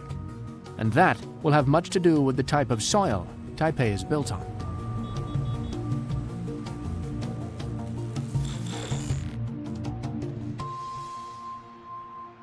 As our buildings grow taller to help accommodate an exploding population, the very land that supports their foundations can exacerbate the effects of an earthquake. One of the common problems in earthquakes is that the cities are built in kind of low-lying flat areas near rivers and ports, and often that means the geological structure underneath is very soft soil and wet soil. The composition of the geological layers below our cities has a dramatic effect on the way seismic waves propagate. Soft sediment increases the earthquake waves in a couple of ways. Soft sediment doesn't take so much energy to move that much, so you get much larger waves for the same amount of energy. The other way is through what's called resonance. So resonance is a phenomenon like if you strike a bell, it will vibrate at certain frequencies. Just like a struck bell, the rocky layers embracing the soft sedimentary ones within a basin can amplify seismic waves. If the earthquake has happened within the basin or beneath the basin, the earthquake energy can be reflected back into the basin. As the wave reflects, it will start bouncing around, and you'll get a system of waves that are sort of being reflected back and forth, and that will cause the basin to resonate. And this can be a real problem if that resonant frequency matches the frequency of buildings.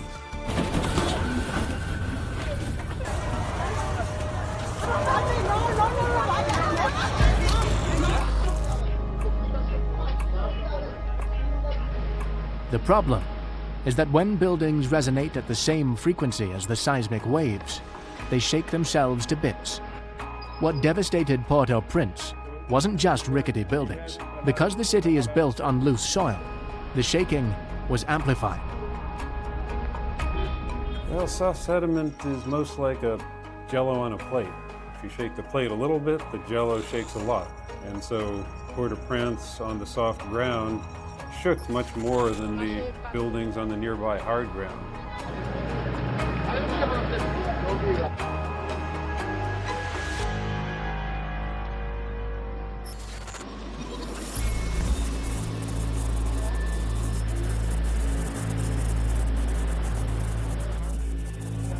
And like the one in Northridge, the Haiti earthquake was also from a blind thrust fault that nobody knew existed. A blind thrust fault is a fault that actually doesn't reach the surface. So you can't see easily where that fault occurs. When that earthquake first occurred, we looked at the maps of fault, we looked at aerial pictures, and there's a large strike-slip fault that runs through southern Haiti. And then we went in afterwards and did surveys and looked at how the ground moved by looking at displacement of corals and GPS measurements, and it became apparent that that wasn't the main culprit. There may have been some movement on that fault, but it was more likely a blind thrust fault off that main strand in Haiti that caused the shaking and caused the damage. And this is not the best news for Haiti because you can have another earthquake on that major surface fault that goes through there.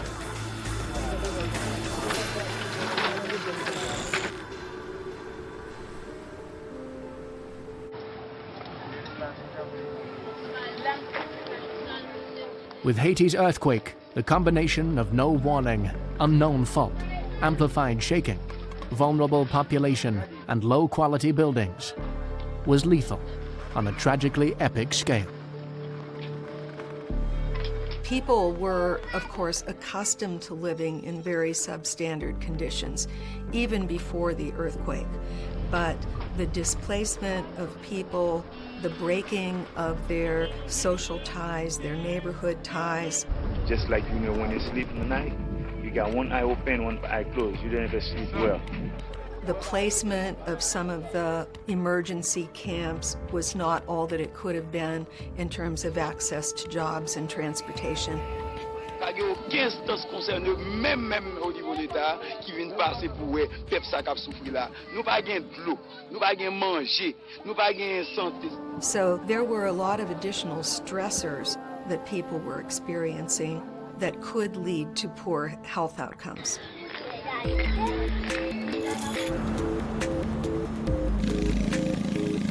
You have an urgent need to provide accommodation for people, and that's one of the challenges that they've had in Haiti. Now that they're rebuilding, it's very hard to enforce better building regulations because people have this urgency, and the old practices do tend to come back because often they're cheaper and more understood. So you can have quite a challenge of building back better so that you're ending up with a more resilient community after the event. Apart from the challenge of building houses that won't collapse, there's another problem for seismologists: finding ways to give people as much warning as possible. Fundamentally, earthquake monitoring has been the same for a long time. We have a lot of seismometers. We can tell where earthquakes happen, how big they are. We can try to understand the fault systems. One of the new elements is earthquake early warning, which is a network we're building now to warn people before the shaking hits them. It turns out if you see an earthquake starting and can understand what's happening, you can tell people there's shaking that is coming but hasn't reached them yet. You can get anywhere from a few seconds to, at very best, a few minutes of warning to people, and then they can do what you can do in a few seconds or minutes, which we think that should cut the costs and casualties by tens of percent, maybe a factor of 2, if we can take the right actions.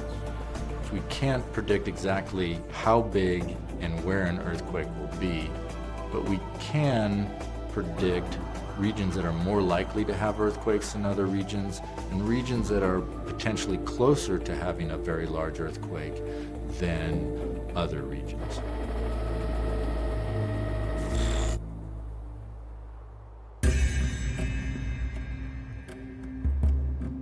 One of those seismic hotspots where earthquakes are likely is the Himalayas, the biggest collision of plate tectonics happening on Earth today.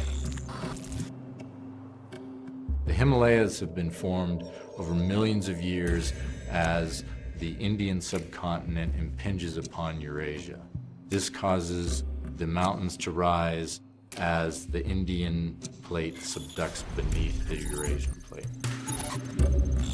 The Indian plate doesn't really want to go down. It's composed of light material. It doesn't want to go down beneath the Asian plate.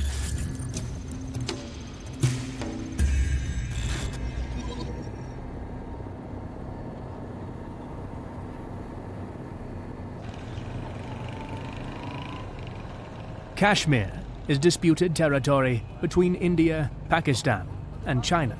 Its rugged mountainous landscape is dominated by the Himalayas and the tectonic stresses built up deep below.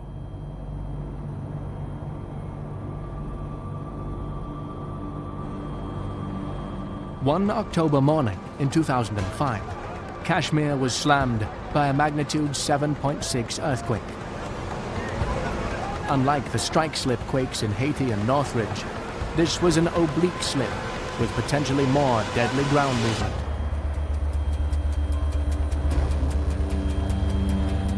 एकदम से 5 second क्या चीज होती है I think 5 second से जल्दी कुछ भी नहीं होता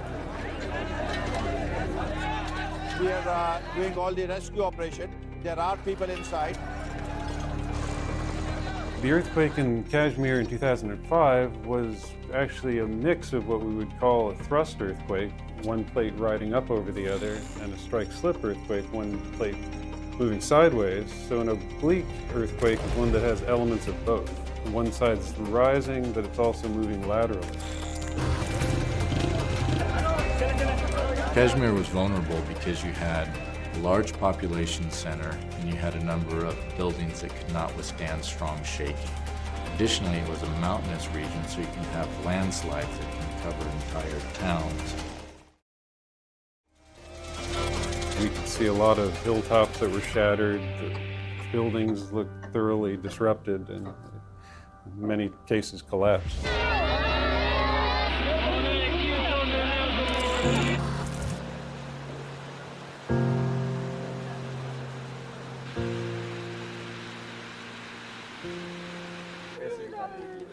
An estimated 3 million people were left homeless.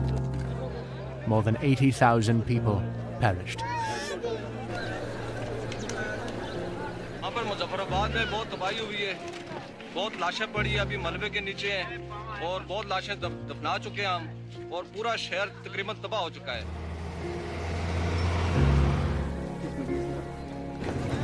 Of those killed, a staggering 19,000 were children. So typically the schools were load-bearing brick walls, quite heavy concrete slabs, often multiple stories, and even the roofs often were concrete slabs as well. So what happened there was the timing was unfortunate because it was during school time, the classrooms were full.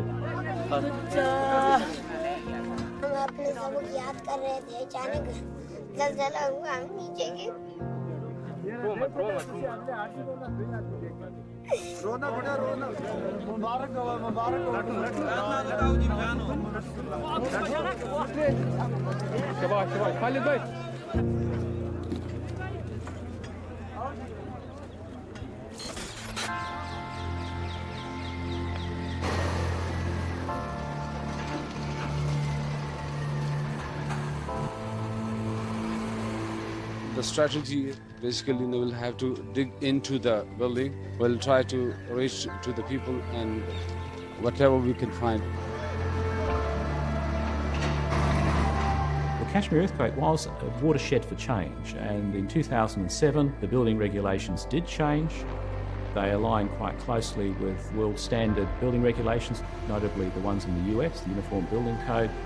And then also there was an improved assessment of the seismic hazard in Pakistan, because if you want to design for earthquakes, you need to understand the likelihood of ground shaking. While tragedy may have forced change, the Himalayan region remains vulnerable to earthquakes, partly due to its remote and inaccessible nature. It can be extremely difficult because you have a lot of landslides which cover roads, which isolate towns. The only way to get resources in are via helicopters, and it can take a long time even to figure out how much damage has occurred in a region like that.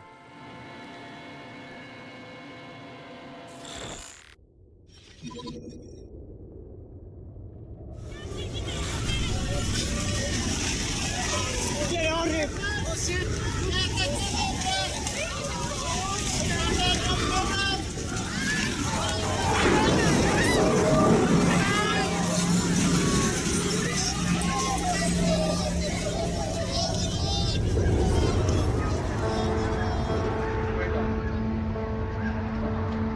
The magnitude 7.8 earthquake in Nepal in 2015 killed 9,000. more than 3 million were made homeless, with entire villages flattened. We just felt some fresh tremors here. Big pieces of ice coming down from this glacier today. The quake triggered a disaster on Mount Everest when an avalanche swept into the base camp where several hundred climbers were staying. At least 19 people were killed, with 120 others injured or missing. बाप भी ऐसा हो गया, मेरा बेटी भी चल गया, मेरा पैर टूट गया, इसमें पैर भी टूट गया, बहुत दिक्कत है, मेरे पास कुछ नहीं है. More than 300 people disappeared after a landslide nearly 2 miles wide engulfed several villages in the Langtang Valley.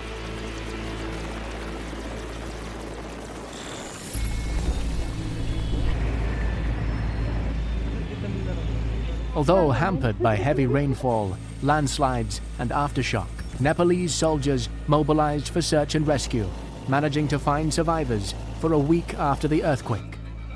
International teams, French, Polish, American, swung into action to assist. We were told that there's voices heard in a void space.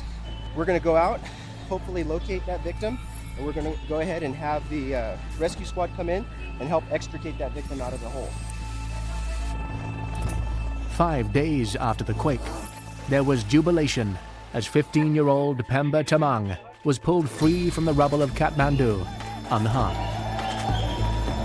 It's what we call an entombment. So he wasn't specifically crushed, but what he was inside of a box with heavy concrete all around him. So we worked side by side with the local teams, and we were there to assist them in getting this victim out. The level of damage was deep and widespread. Many fear that destruction like this could become more common in Nepal.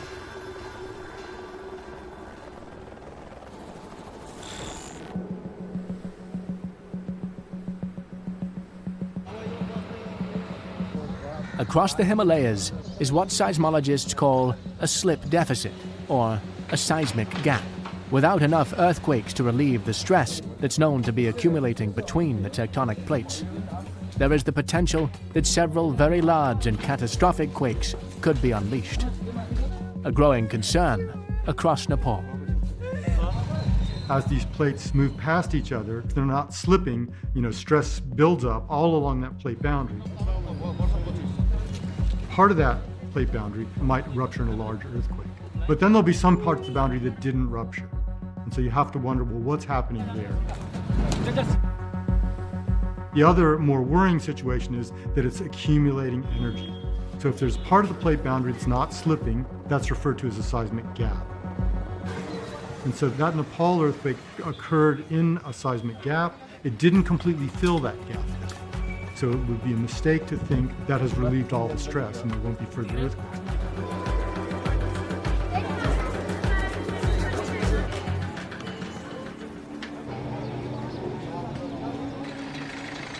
Although Nepal's quake was devastating, earthquakes of that moment magnitude are fairly common. Each year, 14 magnitude 7 earthquakes and at least 1 magnitude 8 occur. But when it comes to rating earthquakes on their strength, what does the moment magnitude scale measure?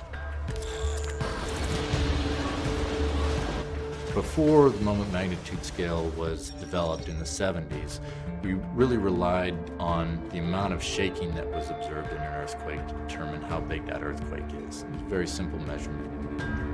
But the moment magnitude scale is important because it's proportional to the area of the fault that ruptured in that earthquake and also the amount that fault moved in the earthquake. And so it's a more physical measurement than simply looking at the shaking from the earthquake. Magnitude's a number that's logarithmic, and what that means is every time you step by a magnitude unit, you're increasing the motion by about a factor of 10 and the energy by about a factor of 30.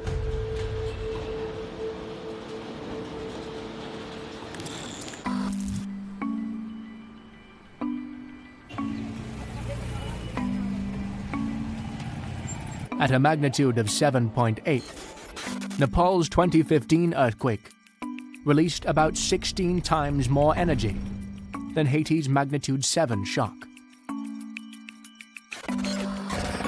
But the strength of these devastating earthquakes pales in comparison to the largest in recorded history. The 1960 Valdivia earthquake hit Chile at a moment magnitude of 9.5, over 5,500 times stronger than Haiti.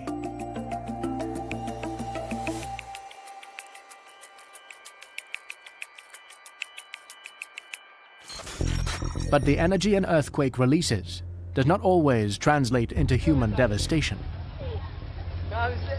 As the months rolled by, Haiti's vulnerability to disaster was exposed.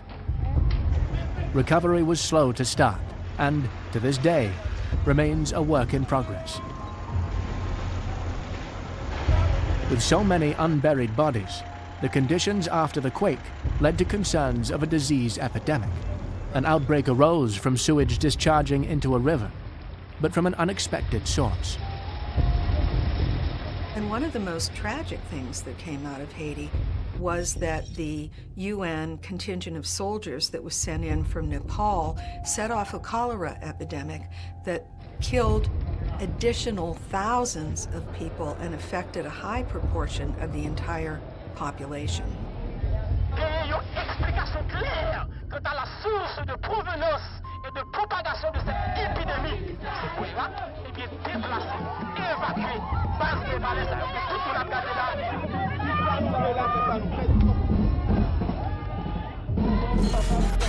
6 years after the outbreak, cholera was still killing around 40 people every month.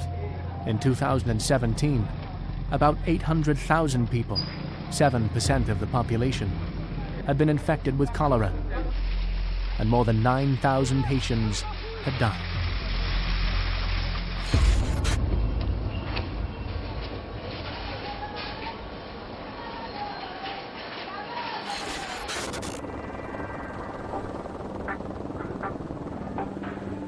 Although earthquakes are a natural part of life, that doesn't mean we should be complacent and unprepared. A lot of times we see that when there's a big earthquake, that's the wake-up call. But the wake-up call should just be knowing that you live in an area where earthquakes are common or can happen. How we build, where we live, and how we learn can be the difference between life and death. In Haiti, as in many, many parts of the less developed world, you have settlements springing up and growing in areas that are inherently hazardous. As our population explodes and the dangers earthquakes represent increase, our quest to understand and predict these events could save the lives of millions. I used to find earthquakes scientifically interesting, and you see the damage that these earthquakes can cause. You see the impact that they can have. And they're no longer, to me, a scientific curiosity. They're really an enemy.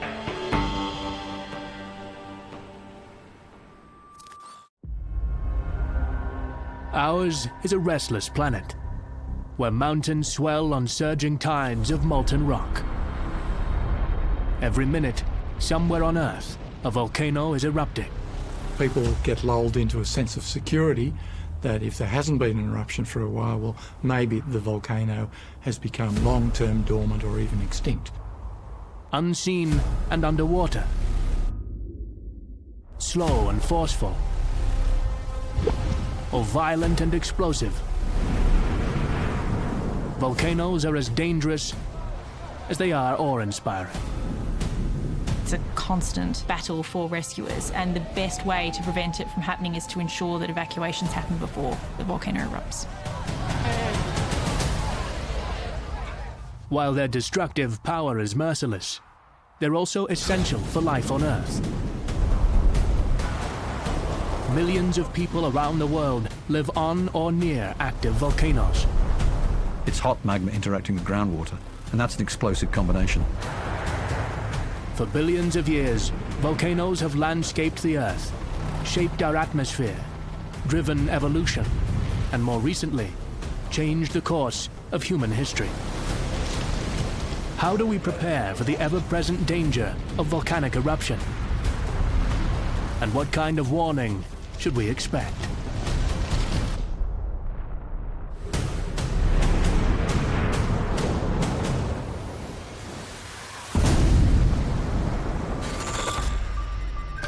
Around the world, humanity exists only moments from catastrophe.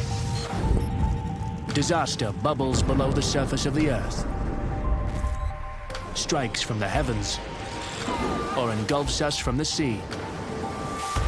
But we are not merely at the mercy of our planet. In our pursuit of industry, global connectivity, and reach for the stars, lives have been lost. Disasters reveal the best and worst of mankind, as one tragedy compounds another. How do these disasters occur? And what lessons can equip us when catastrophe strikes again?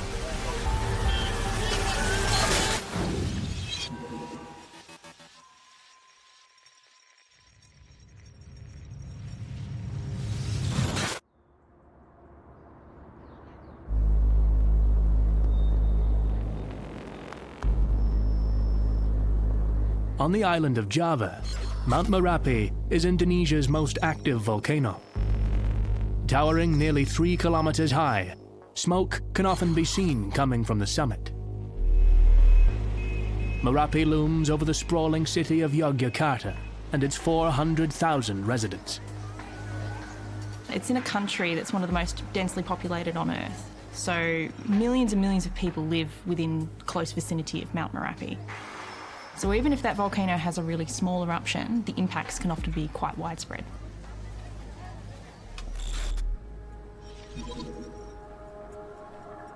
But this was to be no small eruption. In late October 2010, Merapi started to shudder. Avalanches were reported. Volcanologists measured seismic activity increasing to 500 volcanic earthquakes in just one weekend. Their instruments indicated that molten rock, or magma, had risen to about a kilometer below the surface. Tapi kalau dalam keadaan siaga ini, bagi penduduk utamanya di sekitar kali-kali yang berhulu di puncak, tetap dalam keadaan siaga juga. Karena sewaktu-waktu kemungkinan bisa terjadi letusan. There are many volcanoes where we get those signals and then everything fizzles. In the case of Merapi, when you start to see that convergence of factors, you can be pretty sure that something is going to happen.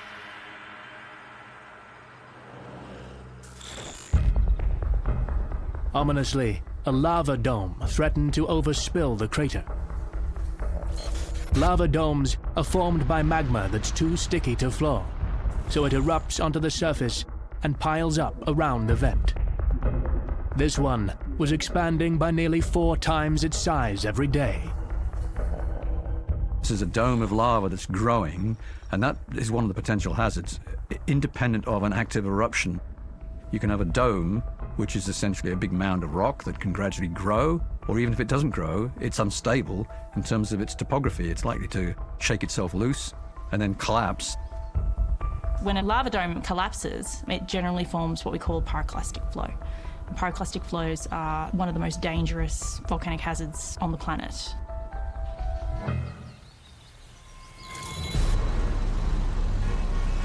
On October 25th, the Indonesian government raised the alert to its highest level as Merapi started to erupt. At least 19,000 people living within a 10-kilometer radius were ordered to evacuate the danger zone.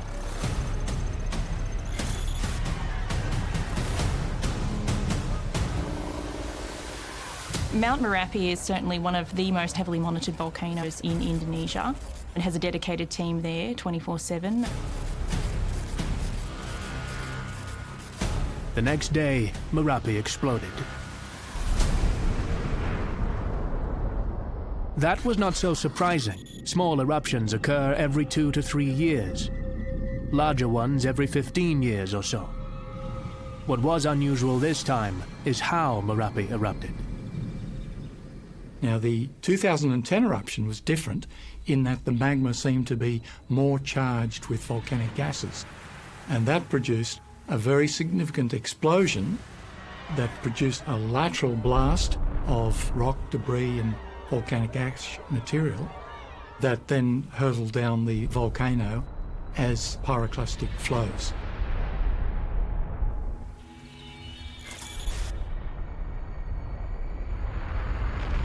A pyroclastic flow is a fast-moving torrent of hot gas and rocks that can reach speeds of up to 700 kilometers an hour at temperatures exceeding 1,000 degrees Celsius. The searing gases and high speed make them particularly lethal as they incinerate all in their path. If you're not killed by just a blow to your body by one of the fragments, you will suffocate because of inhalation of gas and or cooked because the temperature of the flow is so high.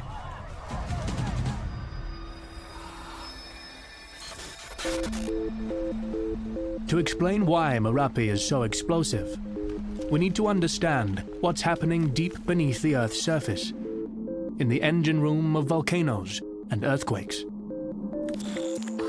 The Earth's crust is made up of various pieces called tectonic plates that are always in motion. That's why the continents have shifted and changed throughout deep geological time. Tectonic plates raft on the mantle beneath, jostling and buckling at the edges where they collide. Where plates slowly buckle upwards, they create new mountain ranges or continents. Where they're pushed underneath their neighbor, the crust is recycled. As the downgoing plate goes deeper and deeper into the Earth's mantle, it heats up and parts of it begin to melt. And it's those batches of molten rock or magma that begin to rise upwards through the overriding plate and then eventually erupt on the Earth's surface, forming a line of volcanoes that constitutes what we call the Pacific Ring of Fire.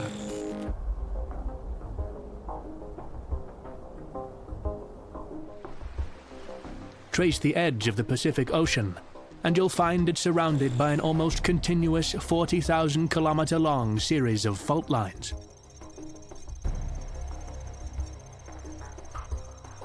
It spans the entire circumference of the Pacific Ocean and contains nearly 80% of the Earth's active and dormant volcanoes. There are 129 active volcanoes in Indonesia alone. Merapi is one of them. But what makes it so explosive? Typically, what we find is that at the convergent plate boundaries, we can generate magmas that are very sticky, and those magmas can hold a lot of gas, and it's the gas phase that provides a lot of energy that can drive really explosive volcanic eruptions. The reason there's so much more gas dissolved in a ring of fire magma is because we're recycling seawater and other compounds that can be volatile. There's a huge difference in volume between dissolved water and water as a gas, and as that gas expands, it drives the explosive eruptions. All but 3 of the world's largest eruptions in the last 12,000 years were volcanoes in the Ring of Fire. Merapi is one of them, and it's not finished yet. It is also not alone. The Pacific Ring of Fire runs right through Japan. Like Indonesia, Japan has a dense population of over 100 million people, living with more than 100 active volcanoes. In fact, the landscape of Japan is an archipelago of stratovolcanoes.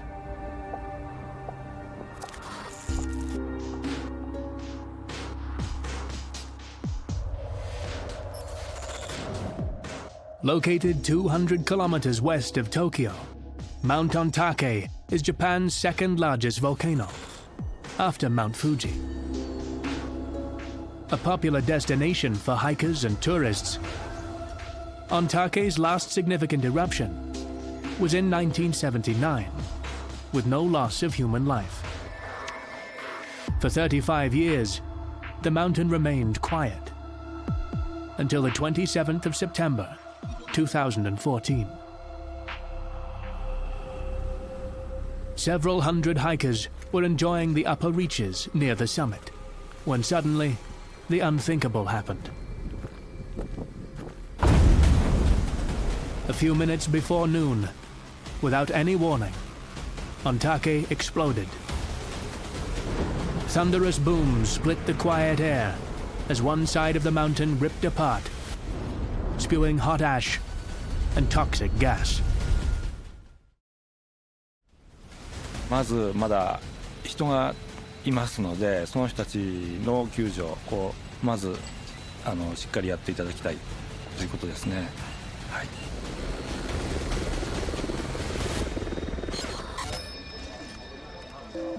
So Mount Ontake was a large eruption, and it was an unforecasted eruption, or it was not predicted to occur.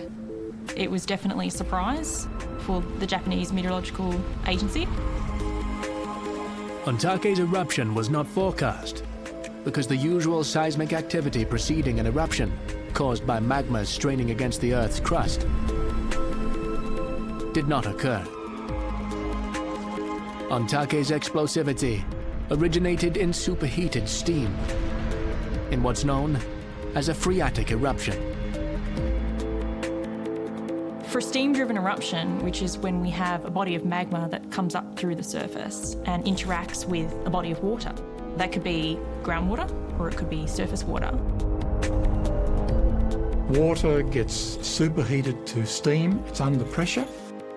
And if that pressure builds up so that fractures can be opened to the Earth's surface, then that pressure is immediately released as an upward explosive surge of hot water steam, and in the process, a lot of fine rock debris from those new fractures is broken off and also ejected together with the steam.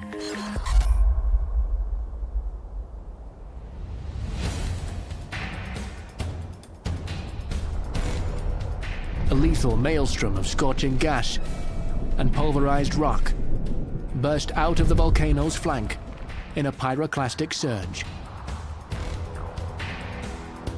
And of course, any of the hikers who were up in the near summit region were inundated by this cloud, this flow of debris and steam that reached up to 3 kilometres radially from the source vent.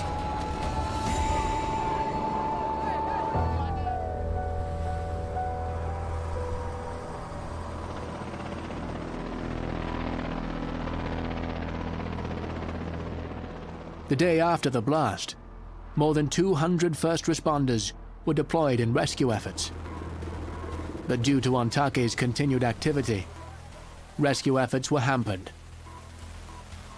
残念ながら、火山性活動の活発化ということで中止ということで、非常に残念というか悔しい気持ちです。準備はしっかりしておりますので、ちょっと自然の力にはかなわない、そういった現実を突きつけられるという感想でございます。A month after the initial eruption, the death toll was finalized at 63. 6 of the hikers' bodies were never recovered.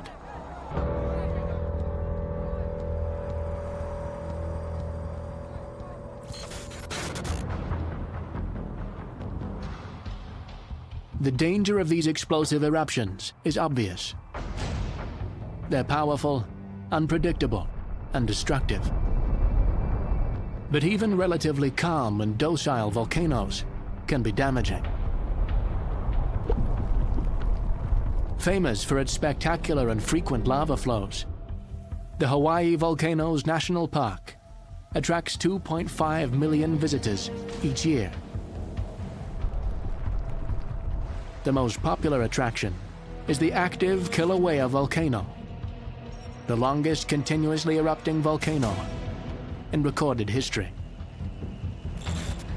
So the eruption has been taking place for 35 years, since 1983. It's a relatively comfortable volcano to visit because a lot of the activity is relatively slow moving. There are places where the lava flows, and it's dominated by lava flow activity rather than explosive activity. But this relatively comfortable eruption is only comfortable relative to other volcanoes. In May 2018, new fissures split the landscape, geysering lava 50 meters into the air, burping corrosive gas and hurling lava bombs.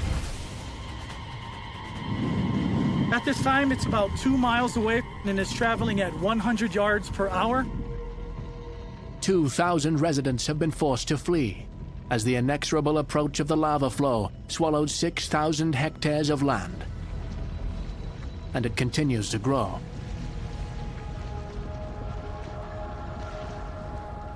I was hoping that my house wasn't going to get destroyed, but I guess God had other plans.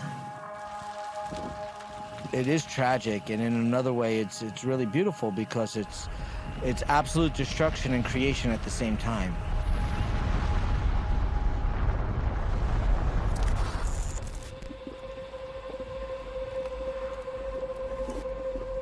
Whether lava runs steadily onto the ground as an effusive eruption, or shoots into the air in an explosive one, is due to what the lava is made of, how much gas is dissolved in it, and how viscous it is. Unlike the Ring of Fire volcanoes, Kilauea's lava originates deep within the Earth's mantle. This means it is much less gaseous and much more viscous than their Ring of Fire counterparts. The Hawaiian volcano sits in the middle of a plate. It's associated with a hot spot, which is a plume of magma that's come up from very deep in the earth. That causes enhanced rates of melting of the mantle. And as the mantle's being melted, it's creating lots of magma, and that magma gets to the surface of the crust. This magma is so hot that it begins boring a hole through the Earth's crust. They just punch through where they want to. Biggest flux of material coming out on the Earth's surface in one of these hotspot volcanoes is Hawaii. It builds up a type of volcano that we call a shield volcano. So these are some of the largest volcanoes on Earth, but you only see the very tip of them poking out through the ocean, a bit like the tip of an iceberg. A shield volcano is formed from layer upon layer of cooled lava. The division between these layers are weaker than the surrounding rock, and the lava, under extreme pressure, squeezes through, cracking the rock and creating fissures.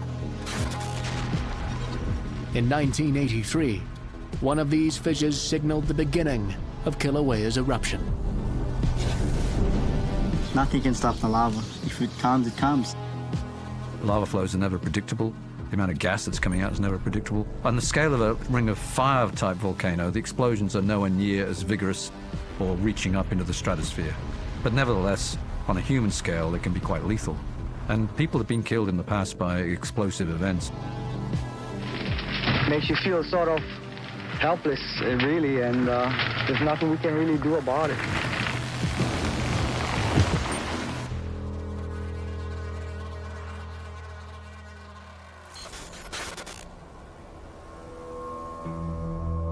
The gentle sloping sides characterized by shield volcanoes are in sharp contrast with the iconic shape of the stratovolcano, generally the most destructive type. So a stratovolcano is basically the typical kind of volcano that everybody thinks of when they think of a volcano in their mind. It's that conical shaped volcano that's built up by lots of repeating layers of lava or pulverized rock fragments. As debris, ash and lava spew forth with each eruption, stratovolcanoes grow in scale. It's this massive layer cake of hardened lava and volcanic ash that can make stratovolcanoes' eruptions especially destructive. That's why the evacuation radiuses are so important for volcanoes, where we have lots of evidence that's told us that that volcano has seen this kind of activity in the past, and it has the potential to do it again in the future.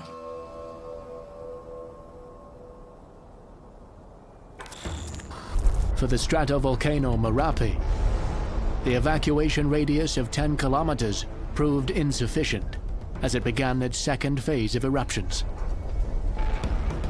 A week after it started, lava bombs and pyroclastic surges billowed down the mountainside.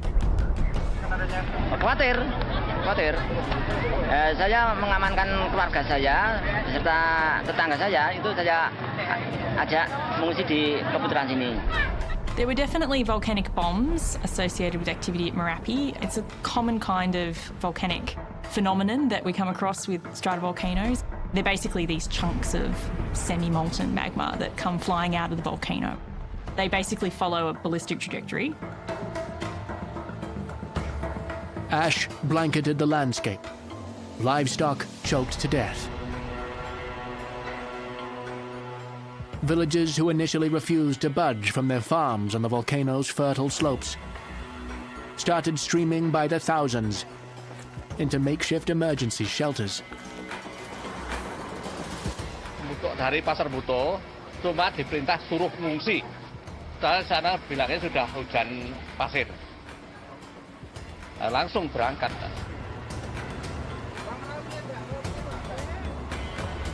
Volcanic ash, you have to remember, is not like your backyard barbecue ash.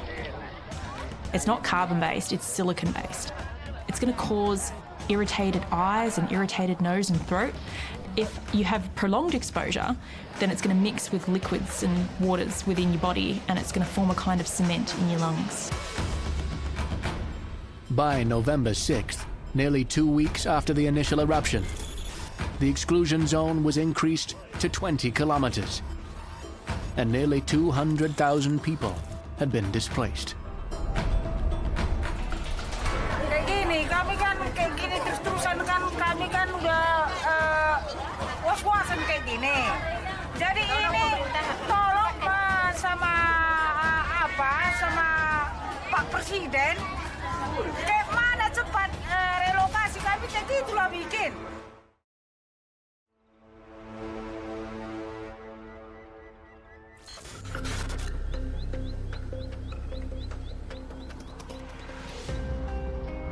Being on the ground near an erupting volcano, there are enough lethal hazards to worry about.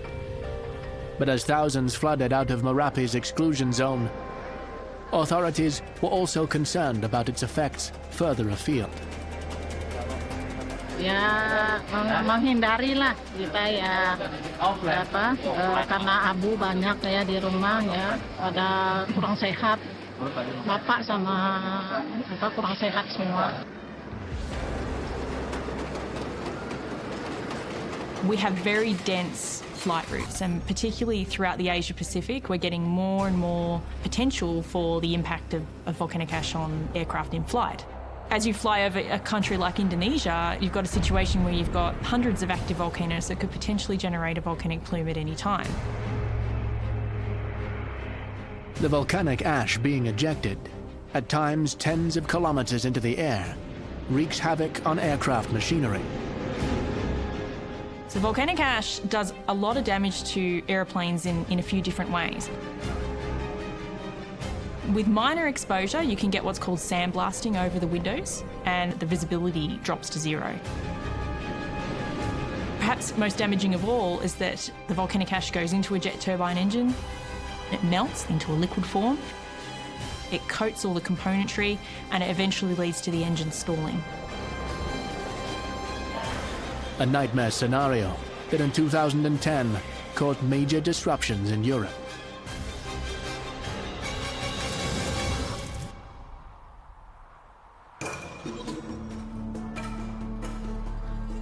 Iceland is no stranger to volcanic activity. Its mountainous interior is scarred by lava flows, active vents, and steaming calderas. This geological activity attracts thousands of tourists every year to the island of ice and fire. Iceland has a lot of volcanoes, and because they have explosive eruptions almost every decade, they're very good at monitoring volcanoes and understanding the warning signals that volcanoes give.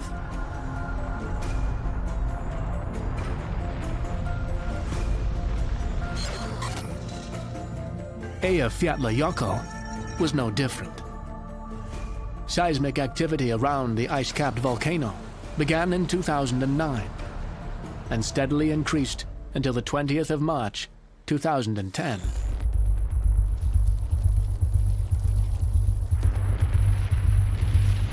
The first phase of the eruption was actually very benign.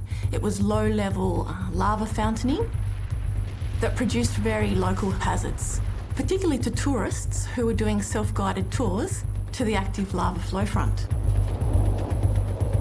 When I heard about the volcano eruption, I decided I wanted to come here, so I just booked for a weekend and I just came to see the volcano, and it's been amazing.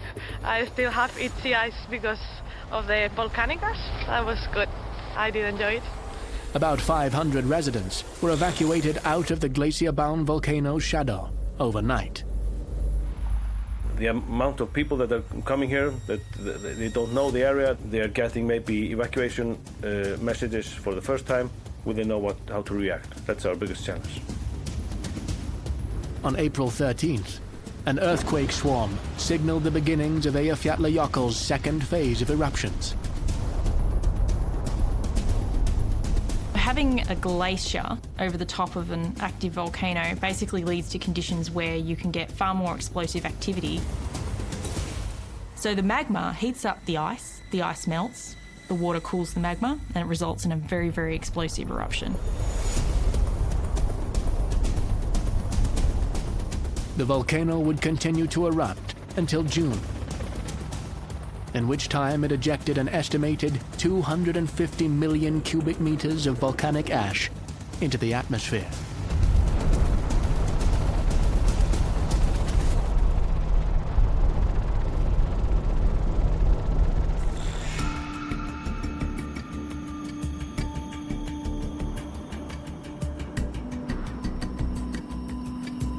During the Eyjafjallajökull eruption in 2010, the winds were very unusual, and they brought all the ash from Iceland into the European airspace and all the way to Africa.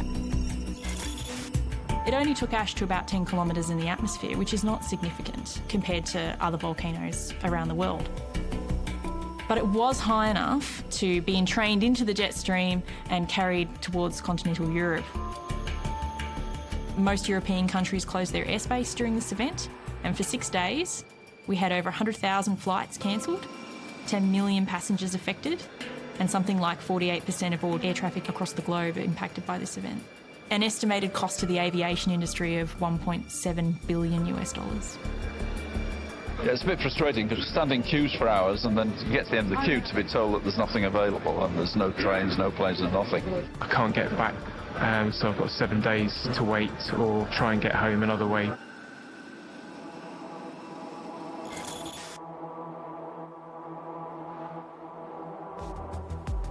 Eyjafjallajökull's eruption invigorated research into mitigation methods. Along with experimental ash detection devices, early warning systems and global communication networks have been employed. There's a network of 9 volcanic ash advisory centres that work in partnership around the world to provide warnings to aircraft when volcanic activity is either expected or is ongoing, using satellite imagery and also using observations from the ground. Usually, we can warn with minutes to spare for aircraft already in flight. And once that initial eruption has happened and all planes are either diverting around it or are grounded, then the hazard associated with it drops off significantly.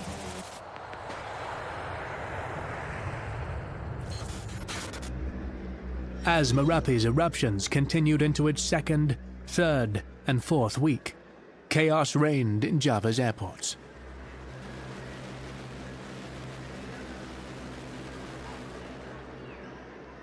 Volcanic eruptions can last from days to months to years. The average volcanic eruption duration is between 3 and 9 months. People who stayed during the 2010 event, the government were continuously warning and giving predictions on what conditions they could expect on the volcano. They were urging for evacuation. Majority of residents did evacuate from the zones that were of greatest hazard, what they call the red zone in Indonesia. And the Indonesian government at the time had a very difficult job in trying to convince residents that the threat was real and that it was in their best interest to move away from the volcano, even just for a short period of time. Faced with such dangers, why did locals resist the evacuation orders?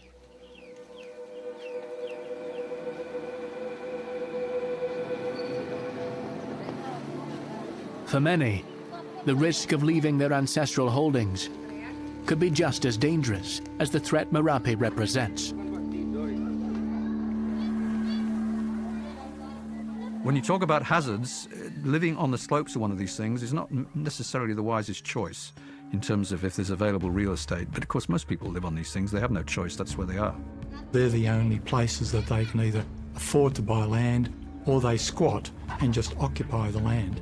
Those plots of land, which they usually use for farming, agriculture, are their only possessions in life. And so those owners are often very reluctant to evacuate. Worldwide, hundreds of millions of people take a potentially devastating risk by living on or near active volcanoes. The reason so many can survive here, ironically, is because of the volcanoes themselves. Essentially, the whole surface is made out of volcanic materials. Largely that material weathers and degrades very quickly and begins to form very fertile soil. The particles of ash release all their elements, so those particles are available for plants to extract as nutrients to generate their growth. Weighing up the risks, families and communities must decide for themselves if making a living under the shadow of a volatile volcano is worth their lives.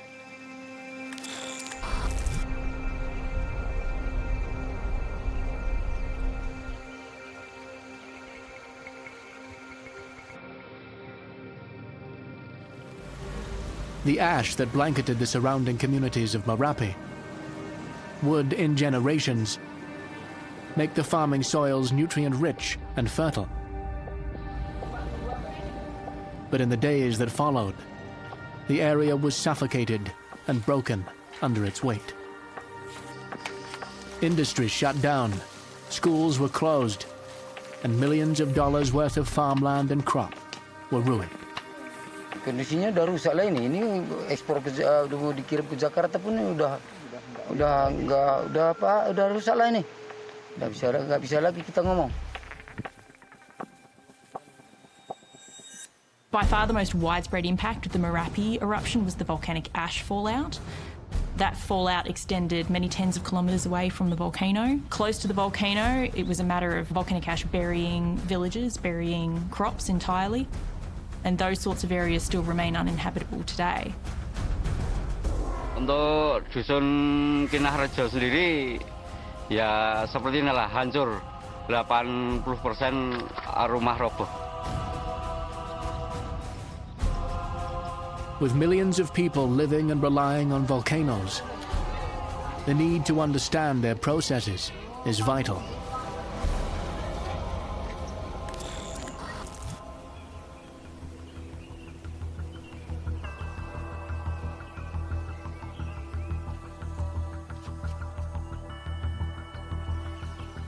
In 1991, the Decade Volcanoes program was established.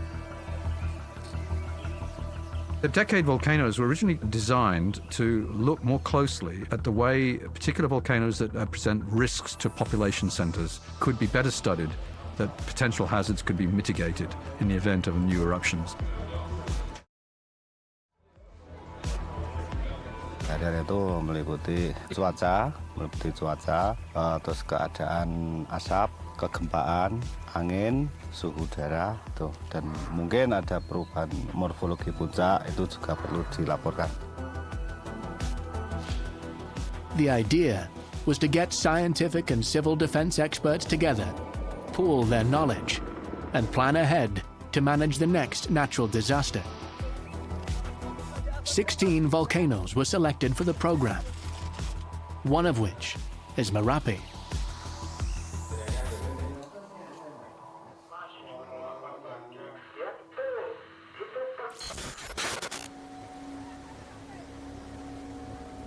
The work of the Decade program has given researchers some very powerful tools. It has led to improved evacuation plans and even diversion tactics. One such diversion tactic is the construction of dams. Dams to mitigate not lava, but another deadly volcanic hazard. Sekitar 20.000 titik itu, Pak. Coinciding with the eruption of Mount Merapi, heavy rains doused the area. As residents and rescue workers looked on, millions of tons of volcanic ash was loosened from its resting place and washed downriver, reaching speeds of up to 60 kilometers an hour, filling the protection dams and traveling over 15 kilometers from the summit. Only one death was attributed to the lahars.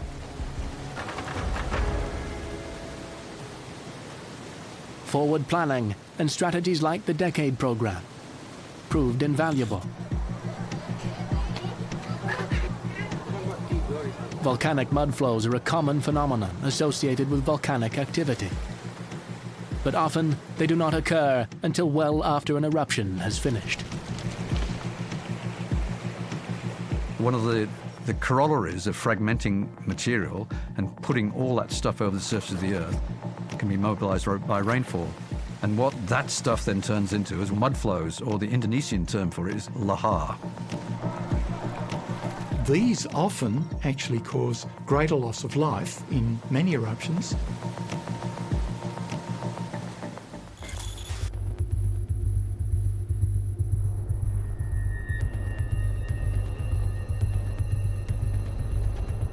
Precariously dusting the steep slopes of volcanic ranges, the millions of cubic meters of ash and debris is incredibly unstable. Once mobilized, lahars, or little waves in Javanese, can shred trees, lift boulders, and bury cities. In 1985, the Armero tragedy saw 23,000 people killed when lahars racing at 50 kilometers an hour buried villages and towns at the base of Nevado del Ruiz in Colombia. It occurred at night, nobody knew it was coming, silent but deadly. It was a very effective killer. People had no way out of that. Mount Pinatubo in the Philippines, inundated by heavy rains, saw an 8-meter lahar surge down its slopes in 1995, 4 years after its last major eruption. Every year they get this season of monsoonal rains. And so every year for the next decade, these rains would remobilise the ash in the environment and transport it down waterways.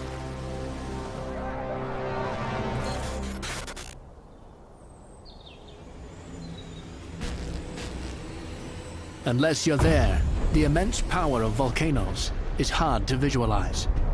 But imagine an explosive eruption so strong, it blew a 1.6-kilometer crater in a mountain, flung pyroclastic flows at supersonic speeds, and 4-meter lahars that transported nearly 3 million cubic meters of mud, 27 kilometers.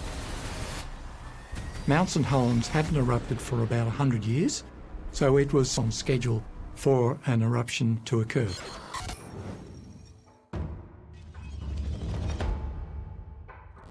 Mount St Helens in 1980 proved to be the deadliest and most economically destructive volcanic event in the history of the United States. Mount St Helens was fascinating because it erupted in such a way we hadn't seen before. There was clear indications that trouble was brewing at Mount St Helens before May 1980. In terms of seismic activity, there was a bulging of the north face of the mountain, which did and should have given people lots of warning that something really bad was about to happen. And I say bulging, it was moving a meter or more a day. Now, in terms of ground motion, that's incredible. Things don't move generally in terms of solid crust of the earth at that kind of rate. There's a very great hazard due to the fact that the glacier is breaking up on this side of the volcano, on the north side, and that could produce a very large avalanche hazard.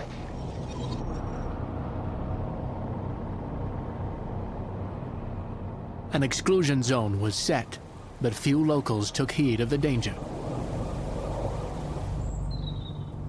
There's nothing to be scared of. More danger of one of them trees falling on the backside than there is a mountain exploding. A magnitude 5.1 earthquake directly beneath the north slope set off the largest recorded landslide in history. The release of all that rock from that pressure on that new body of magma that was developing in the volcanic edifice, and that then allowed the volcanic gases to suddenly boil explosively and trigger a major explosive event. We are directly over Mount St. Helens right now, and there is no question at all that the volcanic activity has begun. You can see smoke and ash pouring from the top of the mountain, especially on the north side of the mountain.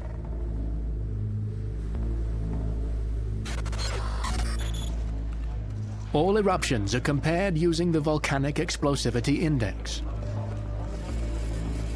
The VEI is a scale for volcanoes based on how much material is thrown out, to what height, and how long the eruption lasts. It's a scheme between 0 and 8, where 0 is a non-explosive eruption and 8 is responsible for some of the mega-colossal largest events that we've seen on the planet. Each interval between 2 and 8 is actually logarithmic, meaning that it's 10 times worse than the interval before it. The VEI of Kilauea is 0, very gentle. At a VEI of 3, Ontake's 2010 eruption is 1,000 times greater. With Merapi, another 10 times greater again.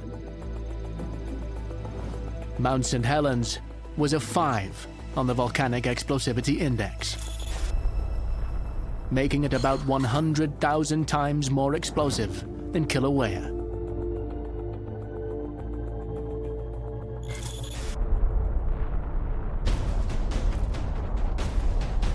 Not one, but several pyroclastic flows traveled at near supersonic speeds and covered huge distances.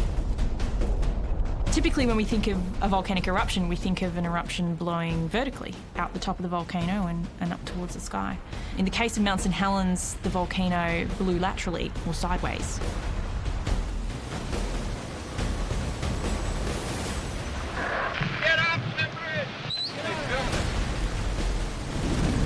It formed an instantaneous amphitheatre, which then directed the initial explosion largely sideways, producing a new type of pyroclastic flow that we hadn't really been aware of previously, that we now call a blast flow. It flowed up to about 40 kilometres from the volcano. It flattened all the Douglas pine forests that were in the immediate vicinity, and beyond the zone where the tree trunks had been flattened and aligned in the direction of that blast flow, there was also a large envelope or area beyond that where the vegetation was singed and burnt, indicating that the temperature of that blast flow was at least 300 degrees centigrade.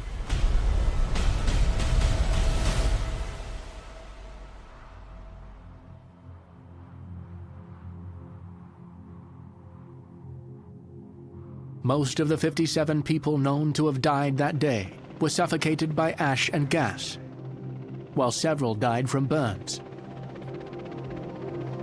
At the time of the eruption of Mount St. Helens, there was actually quite a bit of snow on the summit, and also prior to that 1980 eruption, there were several small summit glaciers. Now, the eruption would have actually mobilised most of that snow and also shattered the glaciers on the summit.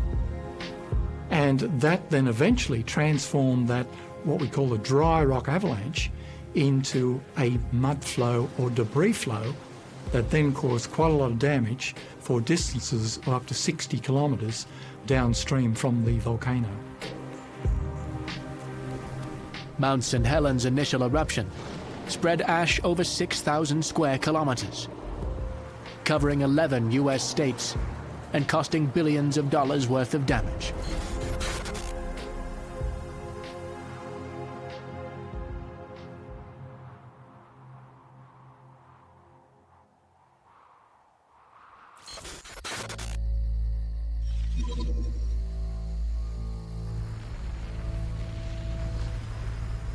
For Merapi's 2010 eruptions, the human cost was enormous. 353 people had been killed, hundreds injured, and thousands more were suffering from conditions brought on by ashfall. Almost 200,000 people had been displaced and incalculable damage done to their homes and livelihoods. After 6 weeks, Merapi finally quieted enough for authorities to downgrade the alert level and let locals return.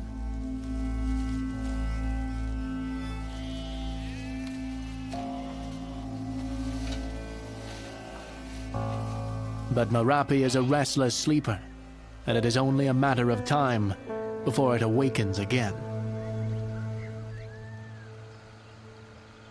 People get lulled into a sense of security that if there hasn't been an eruption for a while, well, maybe the volcano has become long-term dormant or even extinct. But of course the timescale of human life and experience is much less than the timescale of most volcanoes. Reducing hazards for people means learning what to expect from volcanoes, often the hard way. This we get from studying each eruption, now and in the past. Collaborative studies like the Decade Volcanoes program can provide clues as to where the next disaster might erupt.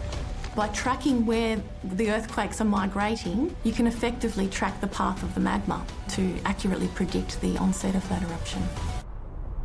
And clues in the geological record can also provide a greater understanding of volcanic events. There were so many different phenomena that then left their marks in the record of the deposits that scientists could then go and study. We rely a lot on that kind of behaviour to predict what it might do next time. It's not always a guarantee, but it certainly helps to understand what it might do. In the end, when it comes to volcanoes, no matter what we know or how prepared we are, we must always be ready for the completely unexpected.